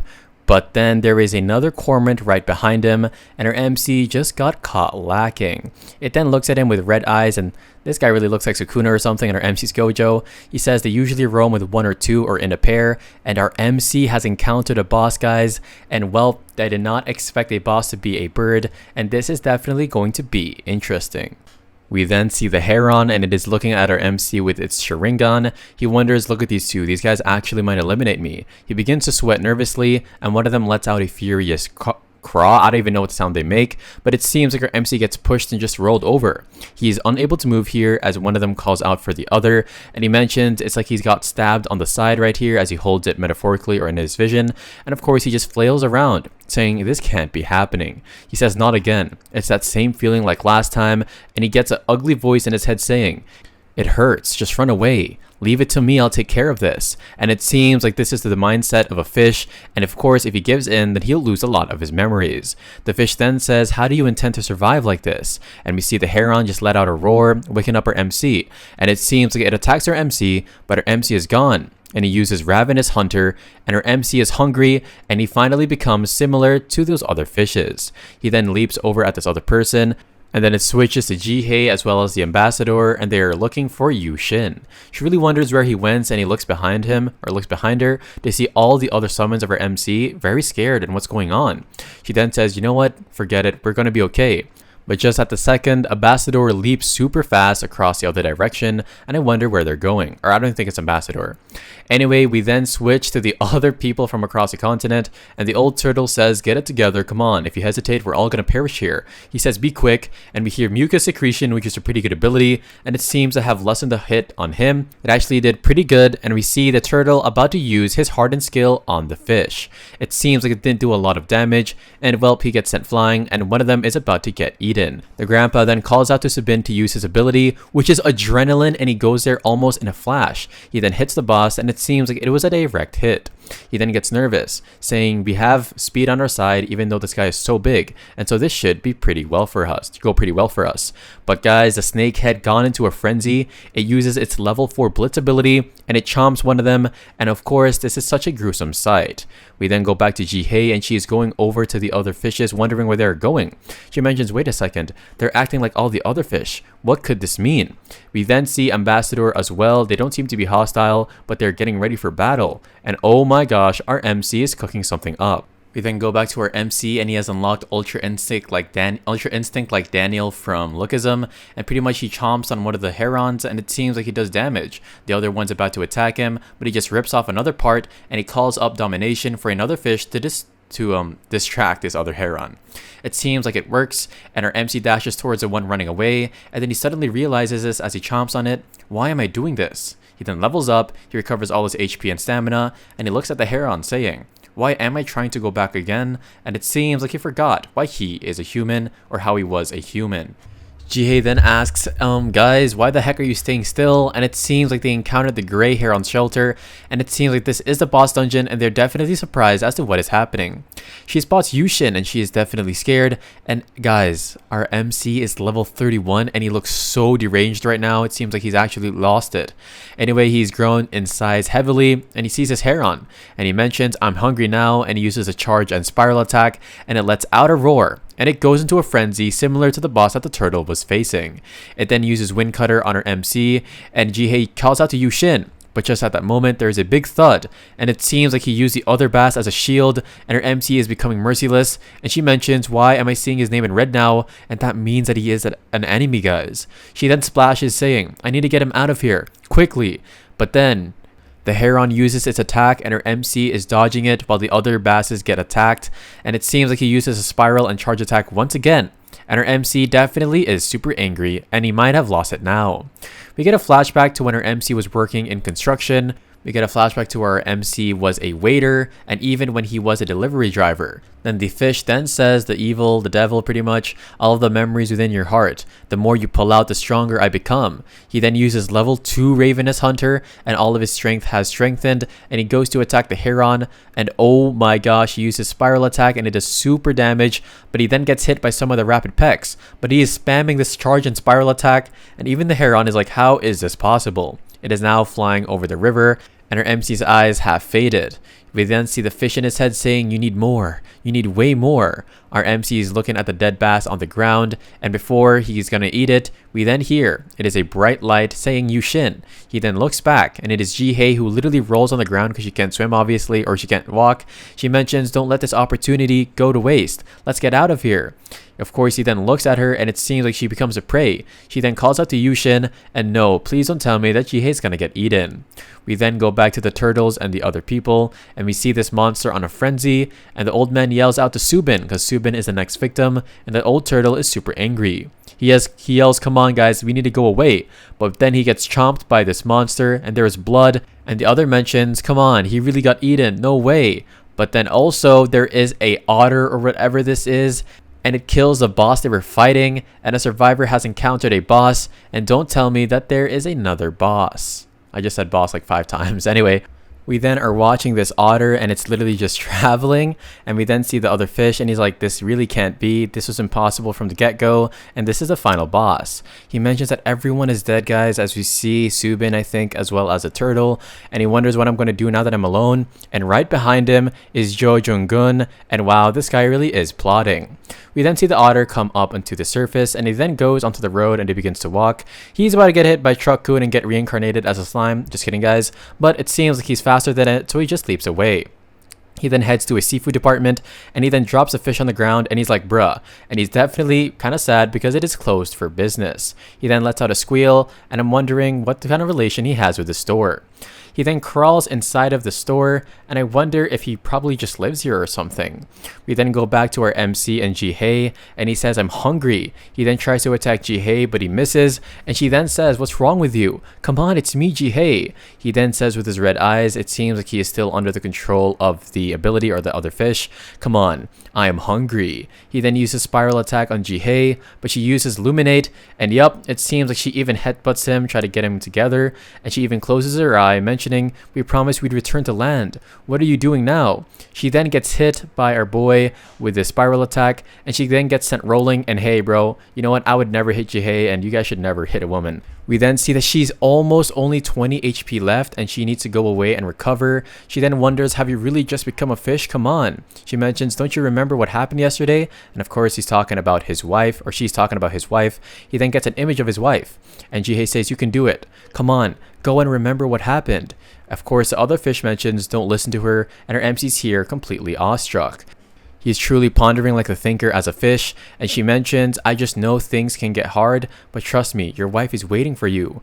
We then see the heron about to attack our MC, but then, oh, it seems like Ji-hye pushes him out of the way, and she gets sliced instead, and she begins to cry. She says, remember the day we talked about hunting that sky gazer? Come on, you told me about that in your past. And it seems like the fish is getting angry that Ji-hye is trying to remind him not to become a fish. And it seems like her MC says, I don't know. She then begins to continue to convince him, and she is about to get eaten. She says, I'm so sorry. But then we see Spiral attack, and he hits the heron behind her. And our MC is back, guys. Let's go. Let's absolutely go. He then thanks Ji-hye because he's now in a better state. And, well, he literally just falls to the ground because he just lost energy. The devilfish behind him says, what's wrong with you? You can't take down this monster on your own, can you? And it seems like it is still standing with a huge injury on the heart, though. It then lets out a squawk, and things are about to go down. We then see a door open, and we hear, Grandma, Grandpa, who is that? Somebody rings the doorbell, and it seems to be a man in a suit, and please don't tell me that this is Chairman King, and the girl is our MC's daughter. We then see Chairman King open up the door, and this definitely is the worst possibility ever. Our MC's daughter says, who is that? And she says, who are you? He then says, oh, that's you, Yuji, right? He then mentions, I forgot to introduce myself. I'm your dad's friend from work. He then wonders if none of the adults are home, and she then says they went out for a bit or something. He then smirks, and he says, actually, I came by because I couldn't get in touch with your mom. Is she really not here? Of course, the daughter says that she told me to stay with Grandma because she had to go somewhere.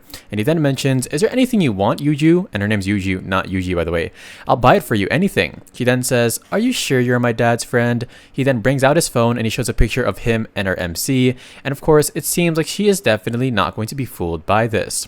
I mean, it is a true story, but you know, I feel like she has like intuition. Anyway, she mentions, I think dad would be uncomfortable if I went with you, because of course work came first for him even on his birthday. And Chairman King is crouching down and he says, your dad always put results over people, as we see our MC about to get hit by this heron.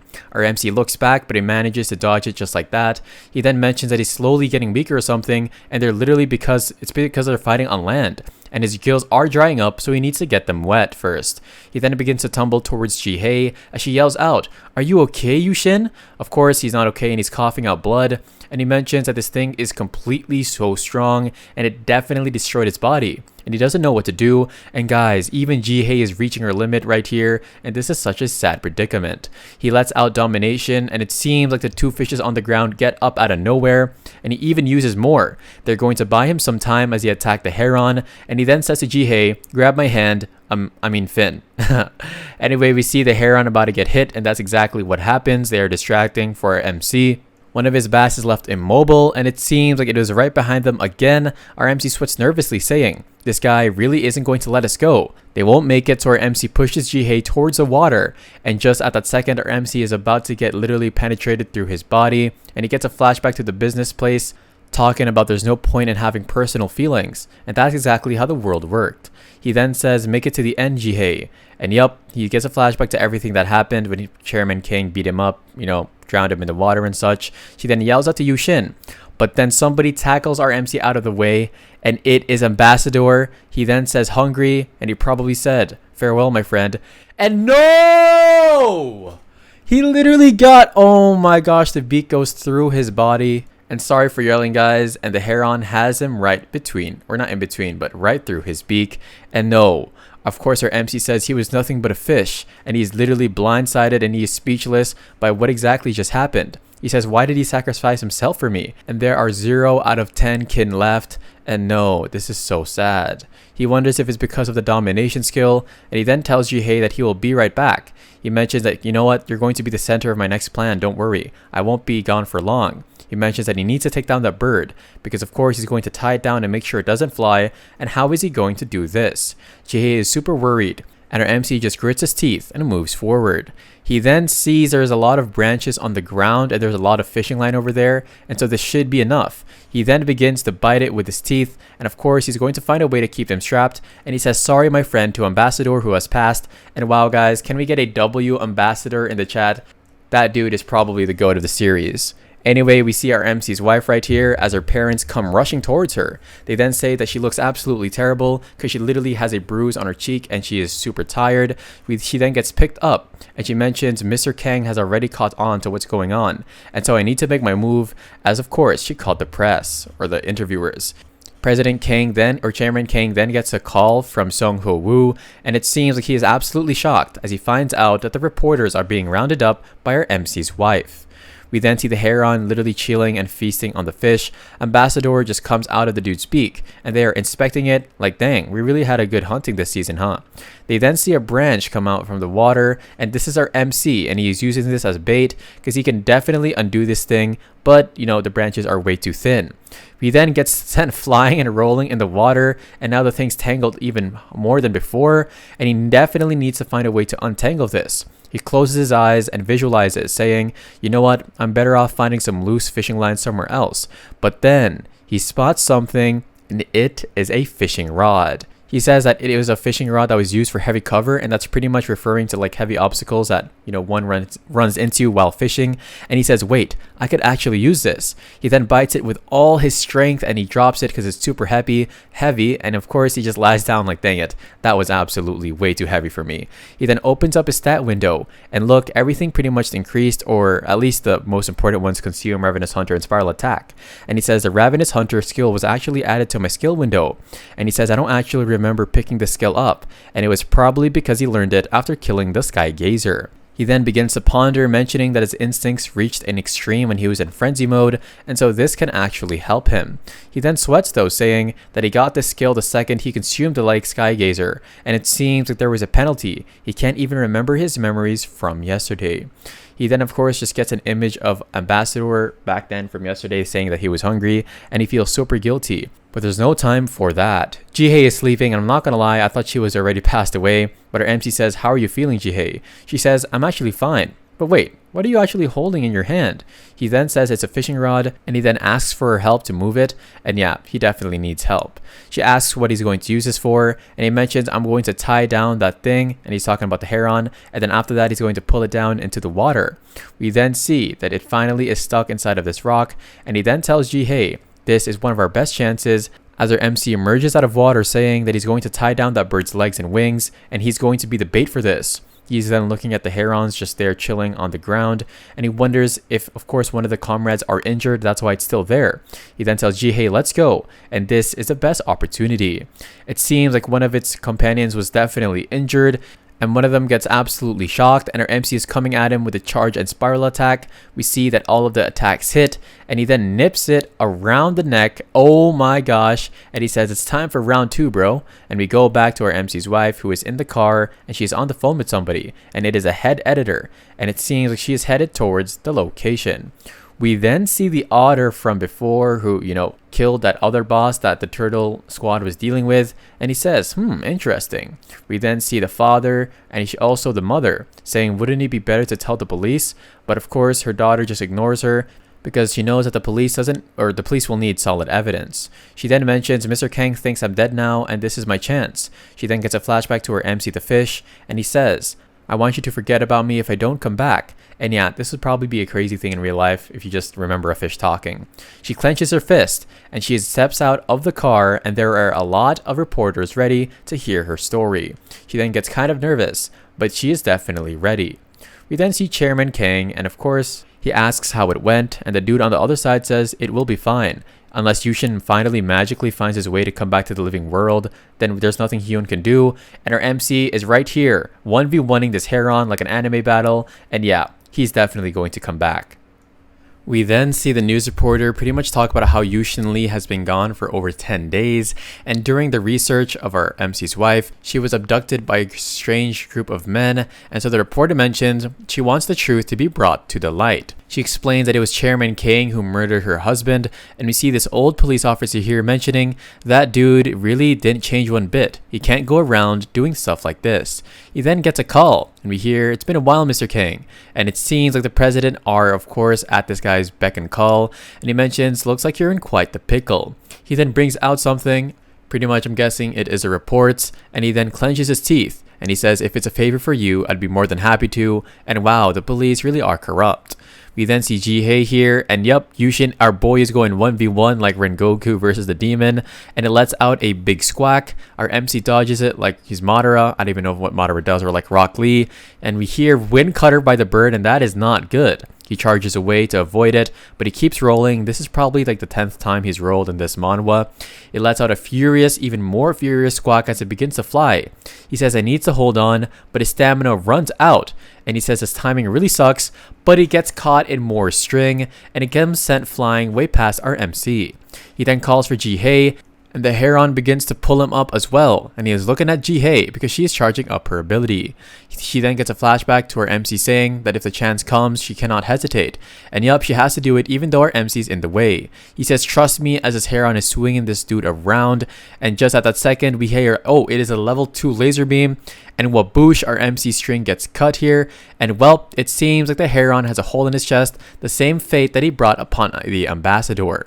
We then see our MC on the ground, and he sees Ambassador saying that he's sorry, and he got vengeance, so it isn't so bad. And yeah, I don't think that really does anything. Nonetheless, the Grey Heron has finally been slayed as Ji-hei flails over to our MC, wondering if he is okay. He actually passed out, and he then wakes up, wondering where he is, and Ji-hei explains everything that happened. We then see a little fish in her hand as she's holding onto it, saying that he should definitely eat some of this. He says that she must be exhausted, and yet she's catching these things for me to eat. She must be very nice. He says, don't worry, I'll find my own prey. But she then says, are you really sure? You push yourself to the limits. And Ji-hei really is thoughtful as she looks at him with absolute mercy. And of course, longing for him to actually eat the food. He says, thank you for staying by my side. And she then gives a smile, and she's about to cry, and she says, no problem. Our MC really wonders what do we do about that Grey Heron, because it would be a waste to leave it there. You then get a notification that there are 2 bosses left. Let's go, guys. Only the Squealer and the Cunning Predator. What is that? He says if we band together with other survivors, this should be a breeze. He says, wait a second, a Squealer? What exactly animal could that be?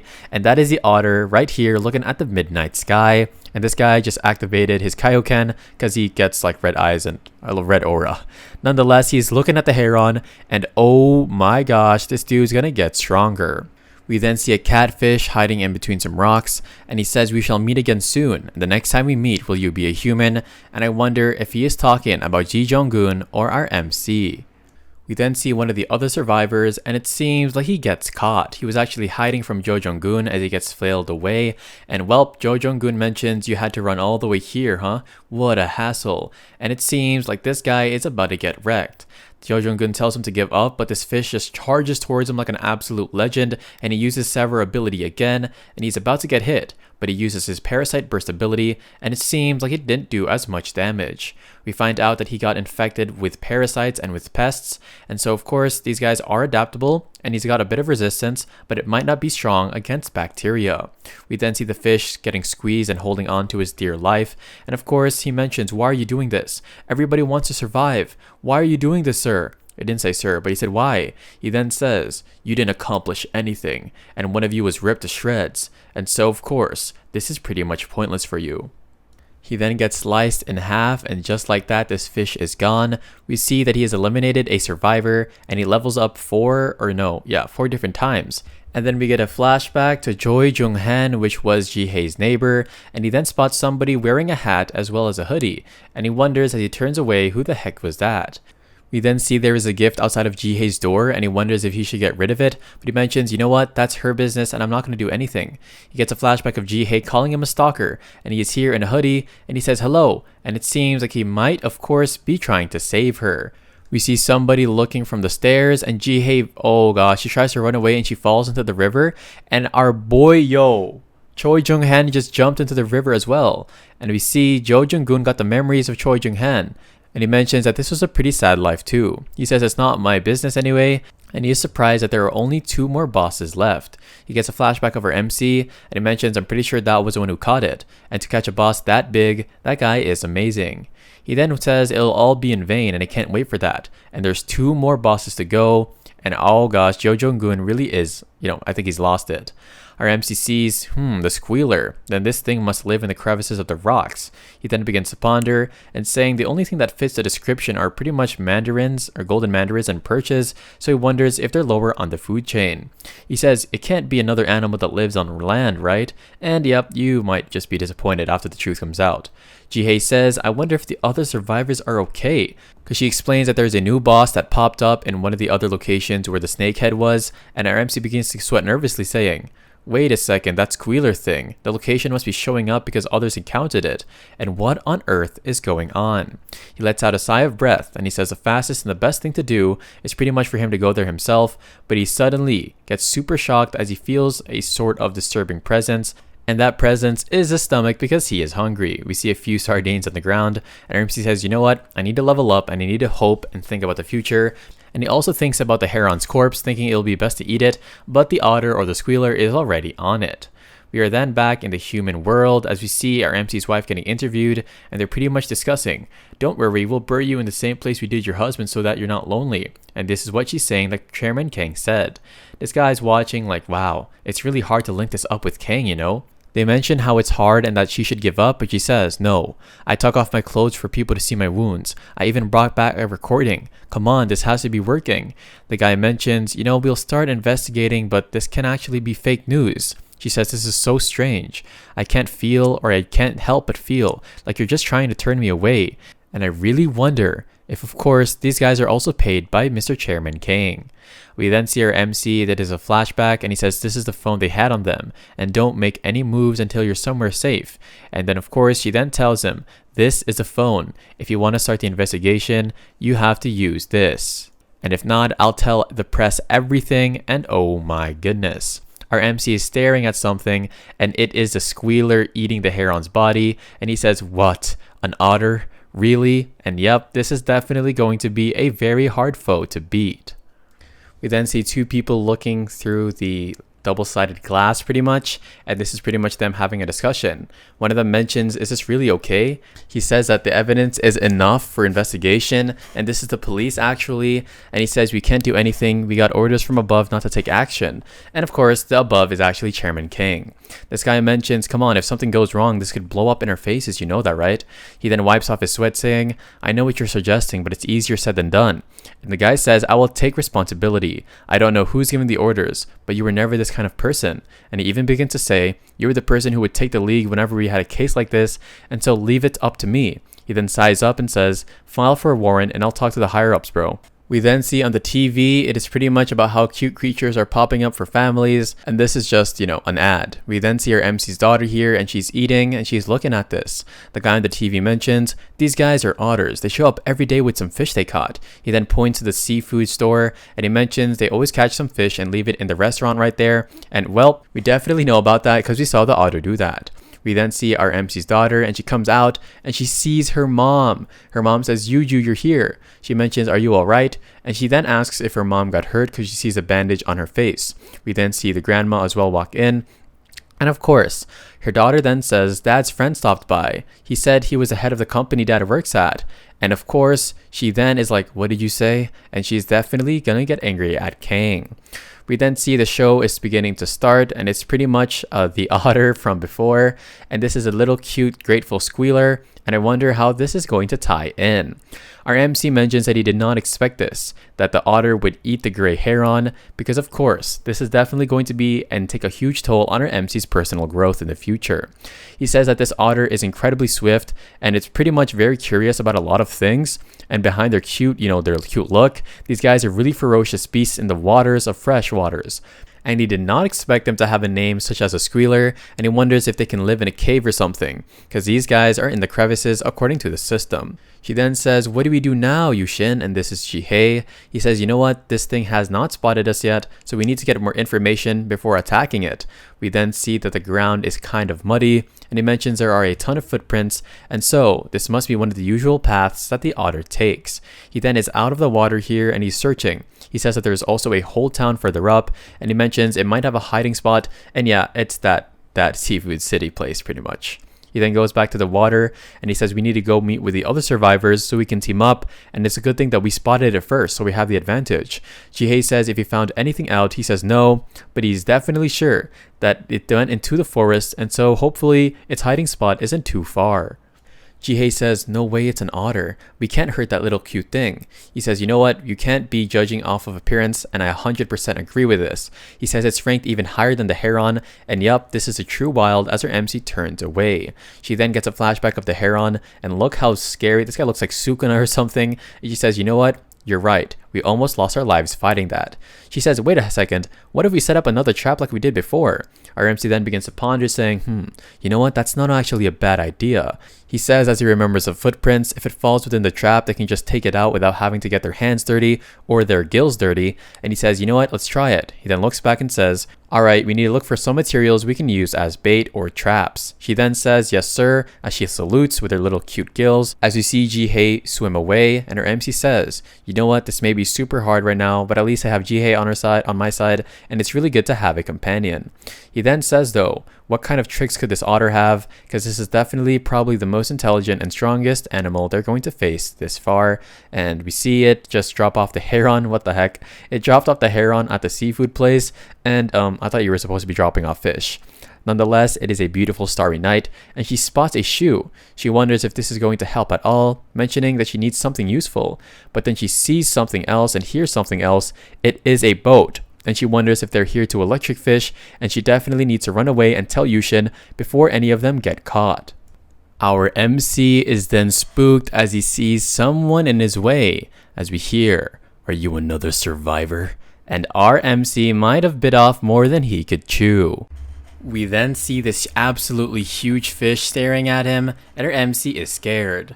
The person then says, do you still have a place to return to? Our MC is sweating nervously, mentioning, is this guy really talking about a place to return to at this moment? He says, what exactly is this thing? It is way bigger than anything he could have ever encountered. And he mentions this person must be a survivor if it is talking to me.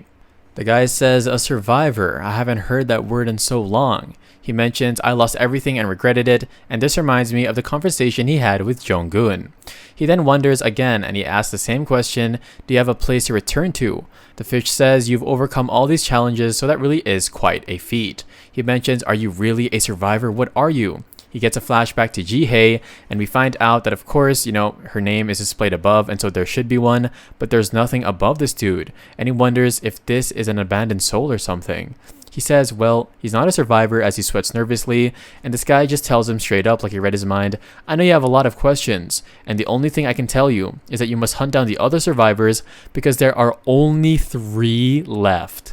The big man says it's not too late, and that's the only way you can return to being a human, and our MC is shocked that there's only 3 left. Anyway, we then see these fishers right here, and Jihei mentions, I really need to tell Yushin about this. She then zooms past as she looks behind her, but just at that second, we hear Sever and she gets hit by none other than Jo Jong-gun, the op right here. He's definitely the operator of chaos, and she then falls, and of course she starts to bleed internally as well as externally.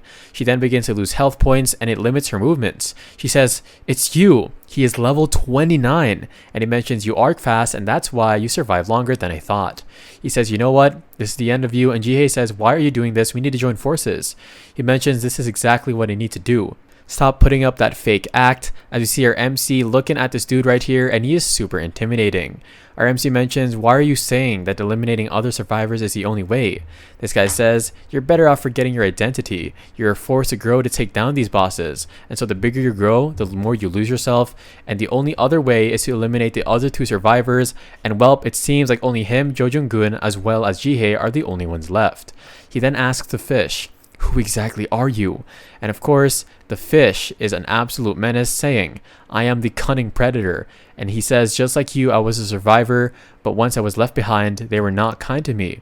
And he says, I hope you don't do the same mistake I did. And what a tragic backstory that we're probably going to see in the future. Our MC then gets slapped all the way to the ground, and he then begins to think, wait, that guy was a survivor? Can we only go back if we eliminate the other survivors? And I wonder if that really is the case. He then begins to ponder, saying there are only 3 left. Are everyone else actually gone? He says there's no way, and he opens up his system, and he then looks for the cunning predator, and guys, That is the final boss. And of course, he says the more we grow, the closer we become a fish, and these bosses are getting more and more difficult. So just imagine, guys, how strong that dude is. He says there's me, Hehe, as well as one other, and it seems like he definitely knows that it is Jo Jung-gun. He then spots Jihe's light, and then she uses luminescence. Jo Jung-gun says, really, you're gonna buy yourself time again? She's hiding behind a rock, and there's nowhere to hide now. She tries to reason with him, saying there are only 2 bosses left. Come on, we can win. Stop interfering. He then uses and charges up his claw. He says we don't have enough time, as we see the boat right above them.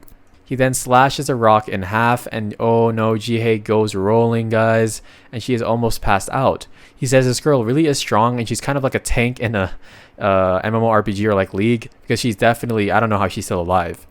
Anyway, she's about to lose it as we see the electric fish right above Jo Jung-gun, and we see a zap, and our boy gets zapped, and yeah, rest in peace to that guy. It seems like our MC saw the light, but he also saw the otter right here, and the otter just looks at him, and this might not go well. Anyway, our MC manages to hide, and he hides even more. He says, did this dude just get right back into hunting after eating that heron? He crawls and trying to hide. He actually just runs into the otter, and this dude says, why is he trying to catch me? He charges away, but the otter uses the hunt, and he bites him, and our MC gets crunched right at his back, and he then is now in the mouth of the otter, and it seems like his 42nd spinal bone has cracked. And I didn't know fish had that much spinal bones, and it might be referring to the scales, but I'm not too sure. Nonetheless, he is now on land in the otter's mouth, and the otter then spots the seafood city, and of course he then drops him off as he looks at it. He then lets out a squeal, and he's doing his regular routine. We see the fisherman right here, and he wonders what's up with these crappy fishes. This guy says we won't even be able to make enough in labor fees. And of course, the other guy says you really are stubborn. We see Jo Jung-gun literally passed out, and we also see Jihe on the ground here, and she might be gone. But just kidding, she then gets up with one of her gills. And it actually was a good thing that she got sent flying by Jo Jung-gun, because now of course she was in a deeper place so she didn't get electrocuted. And she says if she really leaves him alive, then he'll only end up getting in their way. And so we see his pretty much burnt body or crisp body here. And it seems like Jihe says, how does it feel to be the one punished and there's still some electricity going around his body? He says you didn't even eliminate me when you had the chance. She said, I wanted to hear why you insisted on harming the other survivors. He then coughs, and it seems like he is coming towards an end. He mentions there's somebody I need to protect. I have to get back as soon as possible. She says, I know that the next boss is an otter. And then Jo Jung-gun mentions, you do know 4 other survivors tried to take down the snakehead, right? But they all ended up dead. He then says there's no way we can take on those huge monsters. Jihe says, are you going to give up just out of fear? You haven't even tried. He then lets out a sigh of breath saying, you know what? Maybe you are actually right. But I believe it's too late. And she is shocked after he tells her that there are only 3 survivors left. He says, why do you look so surprised? And she says, run away, because right behind him is the otter. And oh my gosh, this is the first time Jo Jung-gun looks super nervous. And we see, guys, it is our MC as well as a heron in the front of the store. His gills are actually drying up, and he needs to reach some water. And it's like he is falling from life or falling from the sky, wondering why he's been working hard this entire time. He then grits his teeth, and he begins to get a sort of blurry or staticky memory of his wife and his kid. And of course he tells himself, you need to move. He then sees a heron here, and he says, I'm going to come back. Ravenous Hunter, level 4 consume, and he begins to eat. He absorbs his target's skills, and he levels up 6 different times. And there is a bright flash back in the sea or in the river, whatever this lake is. And of course, it is our girl Jihe saying, take my hand. And it's, of course, he's trying to save Jo Jung-gun, and the otter is closing his eyes because, of course, he can't see. He then is looking around, wondering where they went. And of course, they are behind a rock, and Jung-gun was saved by Jihe. Anyway, he then says, why'd you save me? She of course says, I'm sure you don't want to die in a place like this as well. And it seems he lost one of his claws. She says, we've made it through far worse situations, so come on. And of course, he says, are you talking about that bass guy? Jo Jung-gun then says, you know what, make a distraction for me. I need to eat those fish up there. She then wonders what he's actually plotting. He says, I'm going to die from bleeding out, so please help me. Anyways, we then see Chairman Kang right here in absolute shock because the police are right by his condo. And he says, take care of this, I don't really want to deal with this headache. And of course, we then hear, how about we pin this on Hyun-oh instead? Oh my gosh. Junggun reasons there are only 3 of us left, and with me gone, that leaves only 2 of you. So come on, you need to help me to defeat the other boss. And Jihae gets nervous because obviously this guy's capping and lying. She says there is no information that there are only 3 others left. How do you know this? He says if you eliminate a survivor, you're shown how many are left. And I think that this isn't true. Anyway, Jo Junggun then says make the decision. Come on, you need my help. Our MC then says we should be able to take on the other bosses if we have help from the other survivors. And of course, she then begins to ponder, and she says, look over there. It's right there strolling around. She's talking about the otter. Junggun mentions we need to try to survive. And of course, this is kind of ironic because, he didn't even want to survive by doing this. He just wanted to eliminate the other survivors. He says, I have a distraction skill. I'll come to help you and we'll both escape. So after that, we can join that bass. She then says, wait, you'll keep your word, right? So can you swear it on your loved ones? And he then says, fine, I give you my word, and I hope that he isn't lying. We then see the heron right here, and our MC is flopping back towards the mountain, and he falls down on the hill going back to the body of water. He is finally here, guys, and he vows that he will become a human again. The otter then begins to sniff, and of course it sees Jo Junggun. Before it goes after Junggun, our girl uses her luminescent skill, and of course he's like, bruh, can you stop with this light? Junggun mentions it won't take long, so hang in there. She then says, you know what about this? I'll draw a circle to lure the otter, and you need to level up, and we'll hide into those rocks after. And it seems like a good plan. And of course he's looking at it like, I really wonder if this will work. We then see it's already starting to follow our girl Jihae, but she uses her skill once again, and she can only use it 2 more times because her stamina is depleting. We then see Junggun eating on these other fishes, and she is about to get bit, and look how sharp this otter's teeth actually are. We find out that it just closed his eyes to go and bite Jihae, and oh my gosh, Junggun as well, this is happening right behind him, and he just closes his eyes, and he says it wasn't ever possible. I need to run away. We then see her tail literally caught on by the fish, and she says, let go, and I don't think that's going to do anything. Junggun is of course getting a flashback to his wife, saying, I fell in love with you because you're a man of true conviction. And Jo Junggun, something happens and he levels up.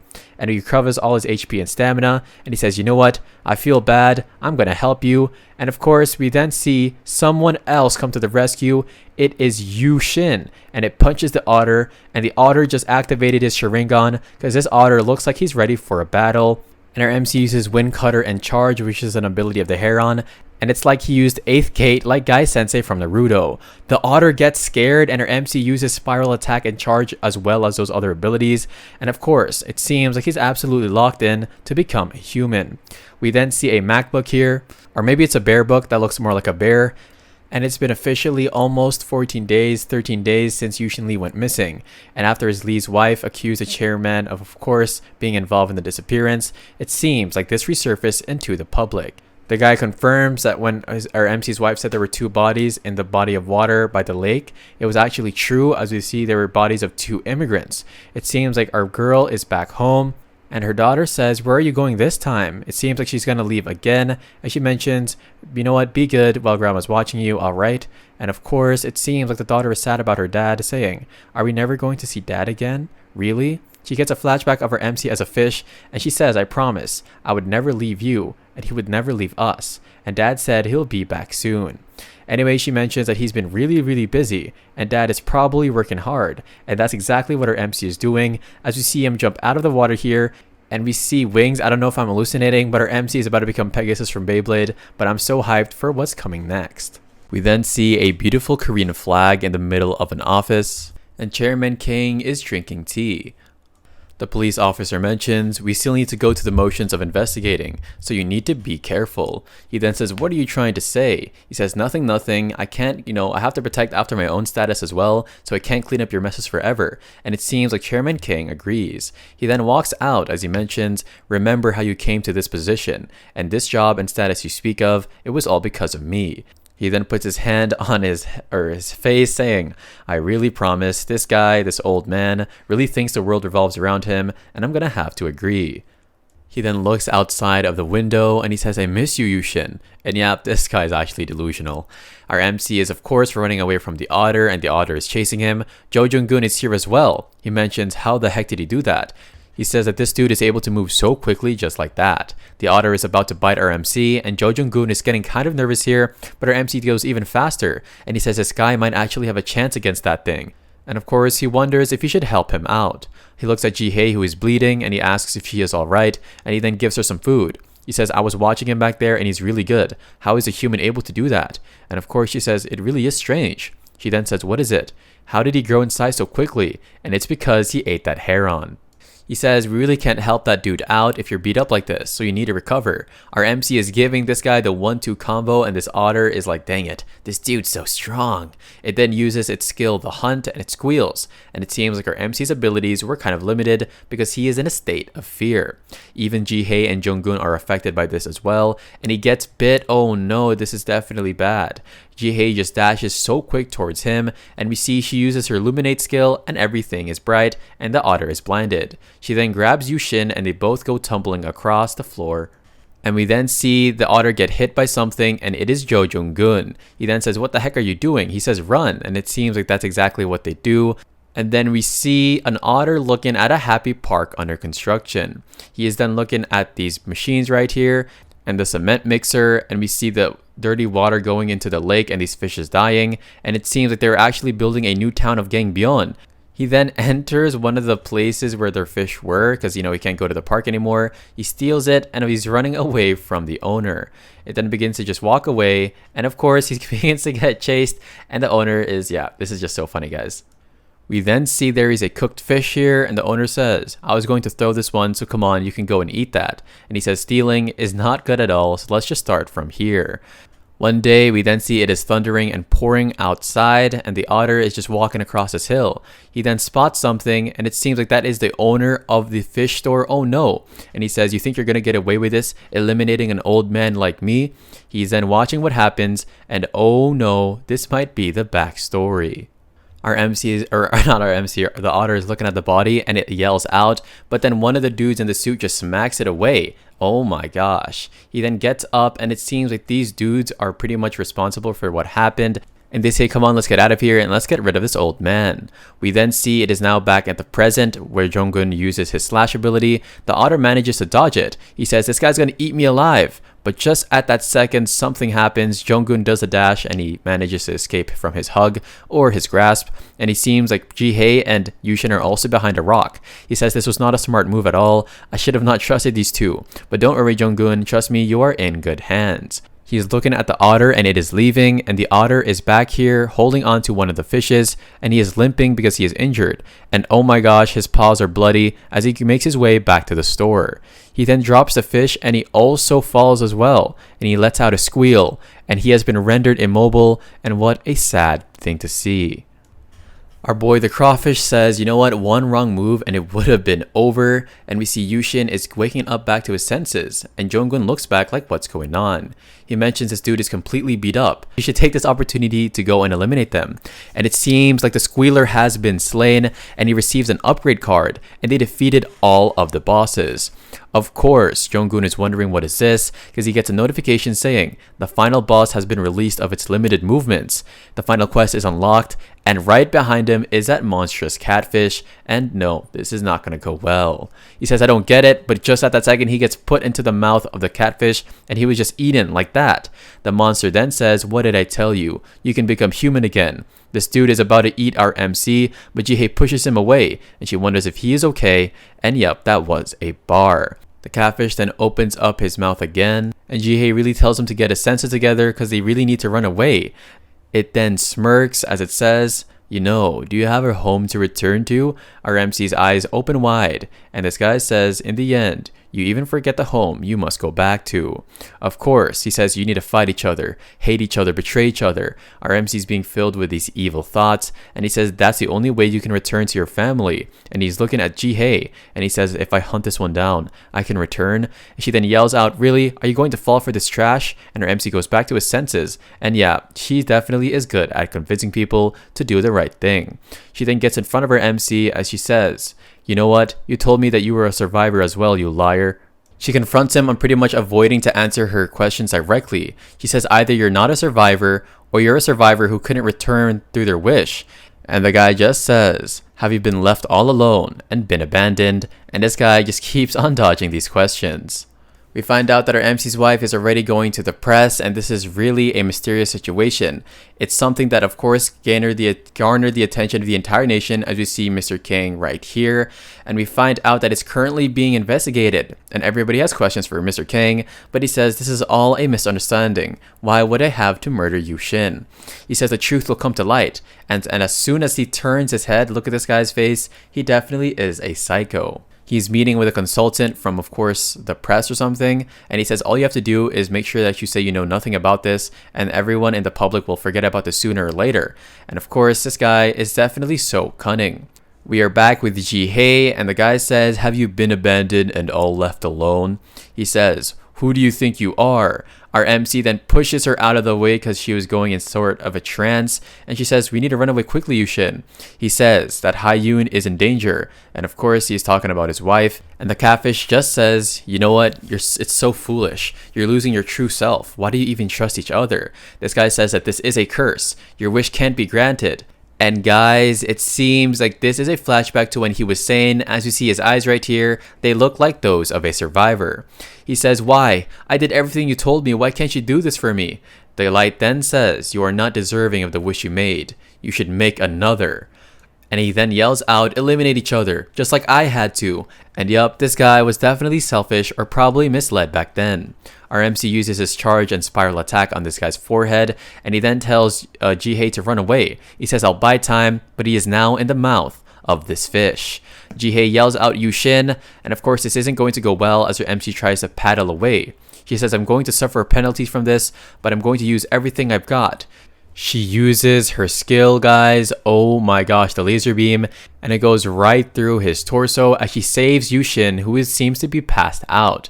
However, it begins to use the same healing tactic it used last time, and she tries to wake Yushin up. She still has, she can still upgrade her skill, and so this can actually reset the penalty. And we see she uses it, level 3 extreme laser beam, now increased to a level 4 laser beam, and of course it limits the healing of a target as well. She then is kind of nervous because he says, you know, it's probably because things aren't going your way. It then says, I'll give you one chance. Don't you want to return and embrace your family? She then says, I knew something was fishy. You were hiding something, but I figured it out. And this is why you wanted to eliminate us so badly. She explains, you insisted that we had to eliminate each other instead. I knew something was off. You wanted us to make the same mistake you did. And he then keeps on saying, eliminate him, eliminate him. But then she saves him as he goes to attack them, and she is low on HP as well as stamina, and her movements are limited. And she mentions this might be the end of our story. They are then being chased by him, and she accidentally drops Yushin. They are now here underneath some rocks, and the catfish mentions, you know, buying yourself some extra time won't change a thing. But Hehe just turned on her anger mode, and she just tells it to shut up. I won't listen to a piece of trash like you. She then bites her lip, and she crashes into the rock, and she suffered even more damage, and she's only going to get some more. She then says, I'm counting on you, Yushin. And no, Hehe has been eliminated, guys. I really wonder why she did this, as she says to our boy Yushin, come on, you got this. Wow, guys, you know, Hehe was one of my favorite characters of the show, but hey, we move on. The catfish then laughs, saying, she took her own life, how foolish of her. Our MC opens up, and he looks at Hehe on the ground, as the catfish mentions, oh my gosh, you're finally awake. He tries to wake Hehe up, but the catfish says that she is dead. Our MC looks back, saying, no way. The catfish explains, she gave up her wish to you by ending her life, and so congratulations, you're the final survivor. We then see the quest window, and he can finally make his wish. Additionally, the wish acquired through this quest may only apply to one person, and so the catfish says, something's a bit strange here. He explains, this is a curse. Only one of you may return home, and our MC is really wondering how the heck can this be. The catfish then begins to blabber on, saying they continue to give you choices that put you up against other survivors, so can't you tell it was a curse from the start? He says, I've waited over a decade for a moment like this, and of course, he says, how does it feel to be betrayed? He then looks at Hehe, and the fish begins to say, it was all an act, don't you get it? And her MC says, no, there's no way I can't become human. No, this can't be. The sun begins to set, and look at this beautiful scenario, but something in the water is going down. The catfish then says, you know what, you have to turn me into a human and then I'll help you become a human again and we can go back to our old lives. He says, what are you waiting for? He says, you didn't even know any of these people when you started. He's looking at this quest thing right here and he's wondering, what is going to happen to the other survivors? He demands an answer saying, is there really no way for us to go home? He lies saying there's no way at all. RMC lets out a puff of air and he says, you know, you almost got me there, bro. You're saying that you need me to return home? Of course, he explains, after hearing your little spiel, which is pretty much like a lie, or like an excuse, our MC says, I know exactly what's going on. You wanted us to keep us confused to pretend that there was no way out of this. But the truth is, if we were to take down all the bosses, that means we could all return home together. The guy yells, you think you can take me down, you small fry? He looks at him with a menacing look, and he says, judging by how angry you're getting, I'm definitely right. And I took down that giant bluegill when I was just a fry, just like all the other bosses as we were getting flashbacks to these awesome fights that our MC had. Our MC explains, I've taken all sorts of ridiculous bosses out, and so compared to the fishes, you're also nothing but a fat fish. And yeah, this guy says, no, wait. Our MC abandons Final Survivor, and he now is going to proceed with the Ruler of the Lake quest. And of course, it seems like he upgrades his skill Consume. It is now level 4. Chowdown deactivated the penalty. It is level 5 Consume, and it increases the level of skills you absorb. He then eats Hehe, and he absorbs her abilities, and the cooldown is gone. We see Hehe here before she became a fish. She was right here trying to keep herself afloat. She mentions, help, help, why are these awful things happening to me? We get images of her singing and her practicing to be a K-pop model, and all she really wanted to do was shine before the audience as she sinks to the very bottom. She says, I don't want this to be the end, and that's when she saw the light. As it says, may you achieve your goals and dreams. And that's exactly how she became a goldfish, and she was underwater. She says, what the heck is this? Am I really a cute goldfish? And yep, you absolutely are. We then see she uses luminescence, and that's how she pretty much escaped from a lot of situations.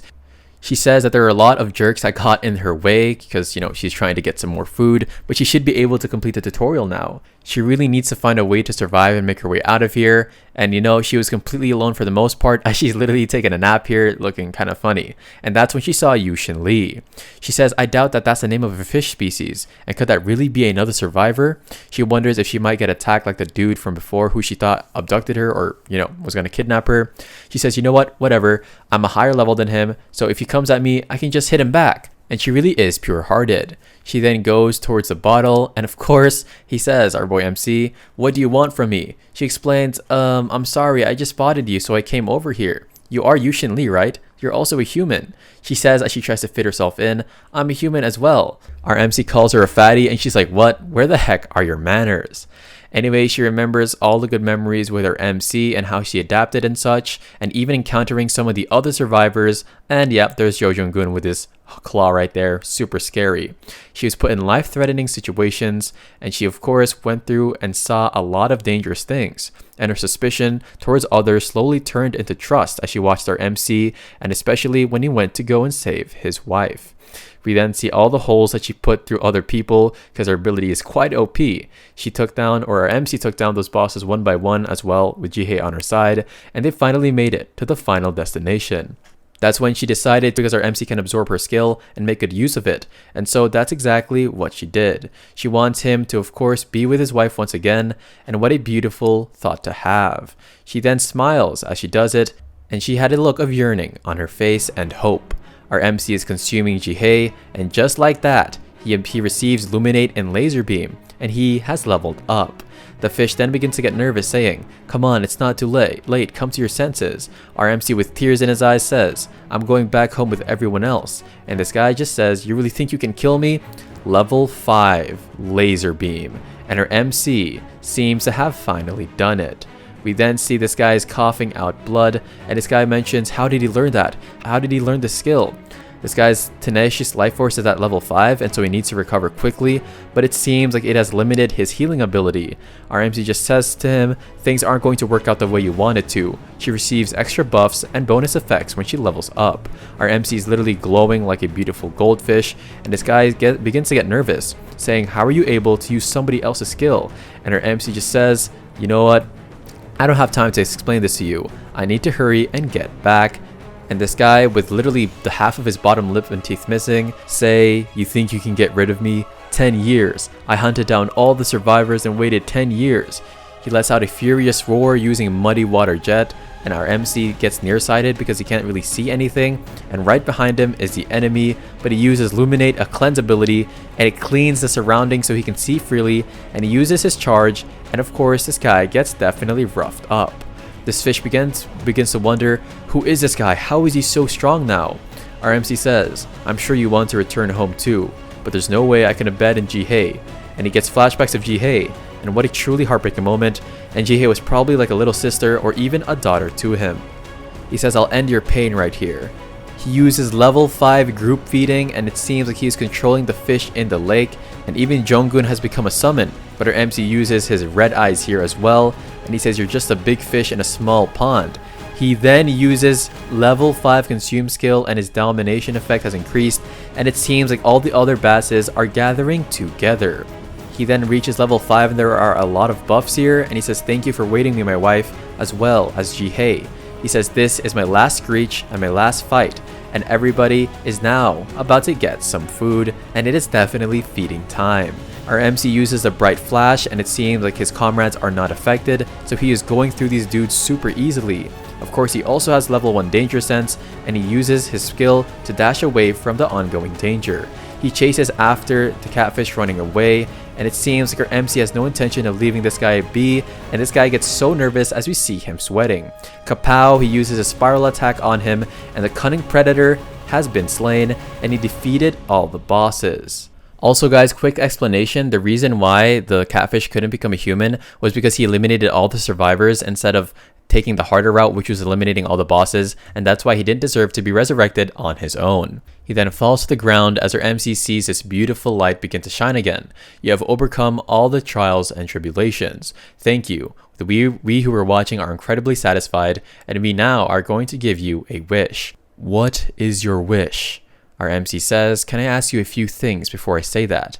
He says, the ones watching who were satisfied, are there people watching this entire game? The one mentions, I am merely a messenger. I'm sorry, I can't answer your questions. Our MC says, you know what, it's fine. This game has already happened multiple times before. Because the system or the light tells him that the catfish was a survivor who wanted to become a boss or stay a boss, and also the cunning predator he just took out was a remnant in the previous game. He says, why was I a bass? Of course, he says, I was told that this was random. He wonders if the decisions were made by the people watching. The light says, no, I'm merely a messenger. I cannot answer the questions. Now, as a ruler of the lake, tell me your wish. And we see his stat window right here. He's level 56, guys. Look at all his stats. They're absolutely crazy. And even has a point to spare. He closes his eyes to really ponder and think about what it will be. And he says, my wish is... And before he can finish his sentence, we then switch to somebody lying down on the shore. It is Hehe, and of course it is her as a human, wondering how is this possible. She says Yushin really did it. He took down that monster. And of course she wonders what happened to Yushin. We then see it is our MC's wife, and she just woke up. She then picks up the phone, and we find out that the real culprit behind Yushin's murder has turned himself in. They wonder who it was, and she turns on her TV, and they find out that they investigated Chairman King's office, but somebody stepped up, I'm guessing, to take the blame. She says this can't be, this isn't true. They're then asking exactly what happened, and of course our MC's wife just really doesn't know what to do anymore. She then picks up her phone, saying he's going to cover up Yushin's murder like this? Come on.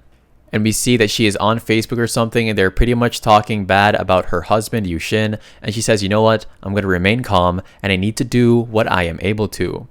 She then gets a sudden realization because somebody seems to be outside the door. She tells herself to stay calm, and beep, beep, beep, there is somebody putting in the password to unlock this door. Of course, we go back to Chairman King. He is now on the ledge of a building, or the balcony, and the one behind him says, all the preparations are complete. Please read this script in front of the reporters. He then pops a cigarette, and he says, yeah, I got it, don't worry. He then puts his cigarette butt out, and he says, let's go, bro. It's now time for my plan to come to an end. He says life feels so boring, and he's reading the script in front of everyone, apologizing for the delay of this. He says, I had nothing to do with this incident. And of course he gets flashback of our boy Yushin saying to himself and second guessing, when did I truly enjoy life? He begins to go on that I have come to find out that I have enemies inside who are accusing me of kidnapping and murdering Yushin Lee. And he says when he was with Yushin on his side, he felt assured, and because of Yushin, he was never lonely. And I'm really curious to why exactly he did this. We then see it is Yushin as well as King fishing, and we hear voices in his head. Why did you leave me? Why did you abandon me? Why did you make me get rid of you with my own two hands? He is now stepping away from the conference, as his secretary says. Next on schedule is a dinner with the Shinseon group. He mentions cancel all of that. Tonight I want to get some fresh air as he approaches his car. He then gets a call from Yushin Lee, and he picks it up thinking it is nothing, but we hear, "It's been a while, Mr. King. How have you been?" And of course, he says, "Who is this? You think you're gonna get away with a sick prank?" He says, "It's been long since we went fishing. I'll meet you at our favorite spot." He then gets in his car, turns it on, and he goes so fast past the speed limit, saying there's no way, as he gets a flashback to when our MC died. He says he definitely died that day. There's no absolute way. He then gets out of the car, and it is Yushin. And oh my gosh, Yushin Lee looks cold-hearted like Sung Jin-woo, and President King, or Chairman King, is definitely in for a rude awakening. We now see the kitchen of a house as somebody yells out or just says, "Hey, you're that goldfish from last time, Miss Hehe, right?" She says, that's actually me," as she says it nervously, mentioning how it's hard to believe, and yeah, I would probably think you're crazy. But hey, sometimes there's a lot of things we can't explain. Hehe says, "Even I'm having a hard time believing it. How can she be so calm?" She then says, "I really shouldn't have come with him." She is holding on to her golf club, and we see our MC out of breath here, and he runs to hug her as she drops the golf club, and he then holds her hair, and he says, "You've been waiting a long time. Just be patient with me." And right behind him was Hehe, who is kind of embarrassed. Nonetheless, of course, his wife wonders, I really didn't believe it at all. But of course, it was so surprising to see such a pretty young lady like you. Of course, Hehe says, "Do you really believe all of this?" The wife says, "Yes, I saw it for myself," and she gets a flashback to that night. She then smiles kind of nervously, and it still looks like she's not really believing it 100%. "I owe you so much for helping Yushin back there." And yep, she then scratches her head nervously, and look how reserved her position is sitting. She says, "He helped me a lot of times as well." She says, "You know what, we just got back, but Yushin left. Are you really okay with this?" She smiles, saying, "Don't worry, I'm glad that he's back. And that's just like him, and he's definitely going to take care of business." She then wonders, "Could you please tell me the entire story?" And she says, "Are you sure you want to hear about it? It is long," and yup, I bet she is. We see Yushin right here in front of Chairman King. Chairman King says, "Yushin is dead. That means you're lying. Who the heck are you?" Our MC has no reaction to this, and he says, "The moment people find out about your reaction just now, what about all your hard work?" And he's been recording him. Chairman King says there's no way. I saw everything happened. He says, "Why are you only showing up now?" He says if you only took action earlier, this wouldn't have gotten as big. And our MC just says, "I did it for this very moment." And of course he wonders what he's talking about. There is now a beautiful panel with our MC in a white space, and he says, "Why did you kill me?" Chairman King pops a cigarette and he turns away. He's in the white space as well, and he mentions, "You were somebody who was true family to me, even though we weren't related by blood. However, you abandoned me. The moment you had your own family, you stopped contacting me. You even quit fishing." And he then yells, saying, "You were a ticking time bomb. How could I ignore that?" He then gets furious as he yells out, "I had to nip that bud out." And oh my gosh, this guy is actually crazy just because he got his own family. He's childish. He then says, "I've been feeling empty. Even fishing has become boring. And it was only after I saw your face that I made a mistake." He then gets down on his knees, and he says, "Is there any way you could give me another chance?" He's right in front of him, and with cold words, he says, "There's been a misunderstanding. I was driven by vengeance, but now, all that's on my mind is spending time with the ones I love." He says, "I'm here to get rid of you. You're nothing but an obstacle of me and what I love," and this is true. We then see it is the same thing that happened back then, but it was our MC kneeling down. He calls him a ticking time bomb. And so, he puts his hands in his pocket mentioning, "I suggest you give up everything and turn yourself in." He walks towards his car, what a beautiful car, and Chairman King is absolutely shaking. "Maybe we could go fishing after you pay for your crimes." He says, "Farewell, Mr. King," and that's exactly how it went down. We are back in the house of Liu Xin, and his wife is surprised because Hehe sacrificed her life trusting Yushin to finish the job, and she really wondered what did he wish for in the end. She didn't actually ask, so she doesn't know, but it's probably for all the survivors to return home, and that's a pretty solid guess. We see on the TV that Chairman King actually has been arrested for the murder of Yushin Lee, and after 2 weeks of being missing, he's actually returned alive. And we find out that according to the evidence, but as soon and before it can get, revealed to us, we see our MC's beautiful daughter, and she says, "Mom, come on." And his mom says, "I'll be there with more food," and they're fishing like he promised. She turns off the TV because she really wants to have fun. She mentions, "It'll be fine. Yushin told me not to worry." And we see them right here as a family fishing. We then see his daughter say, "I haven't caught anything. Fishing is so boring." He says, "You know what? Don't worry, little girl. It's all about patience." And his wife just winks at him because yeah, it really is about that. We see a bass come up and that must be, deja vu. And what a beautiful chapter.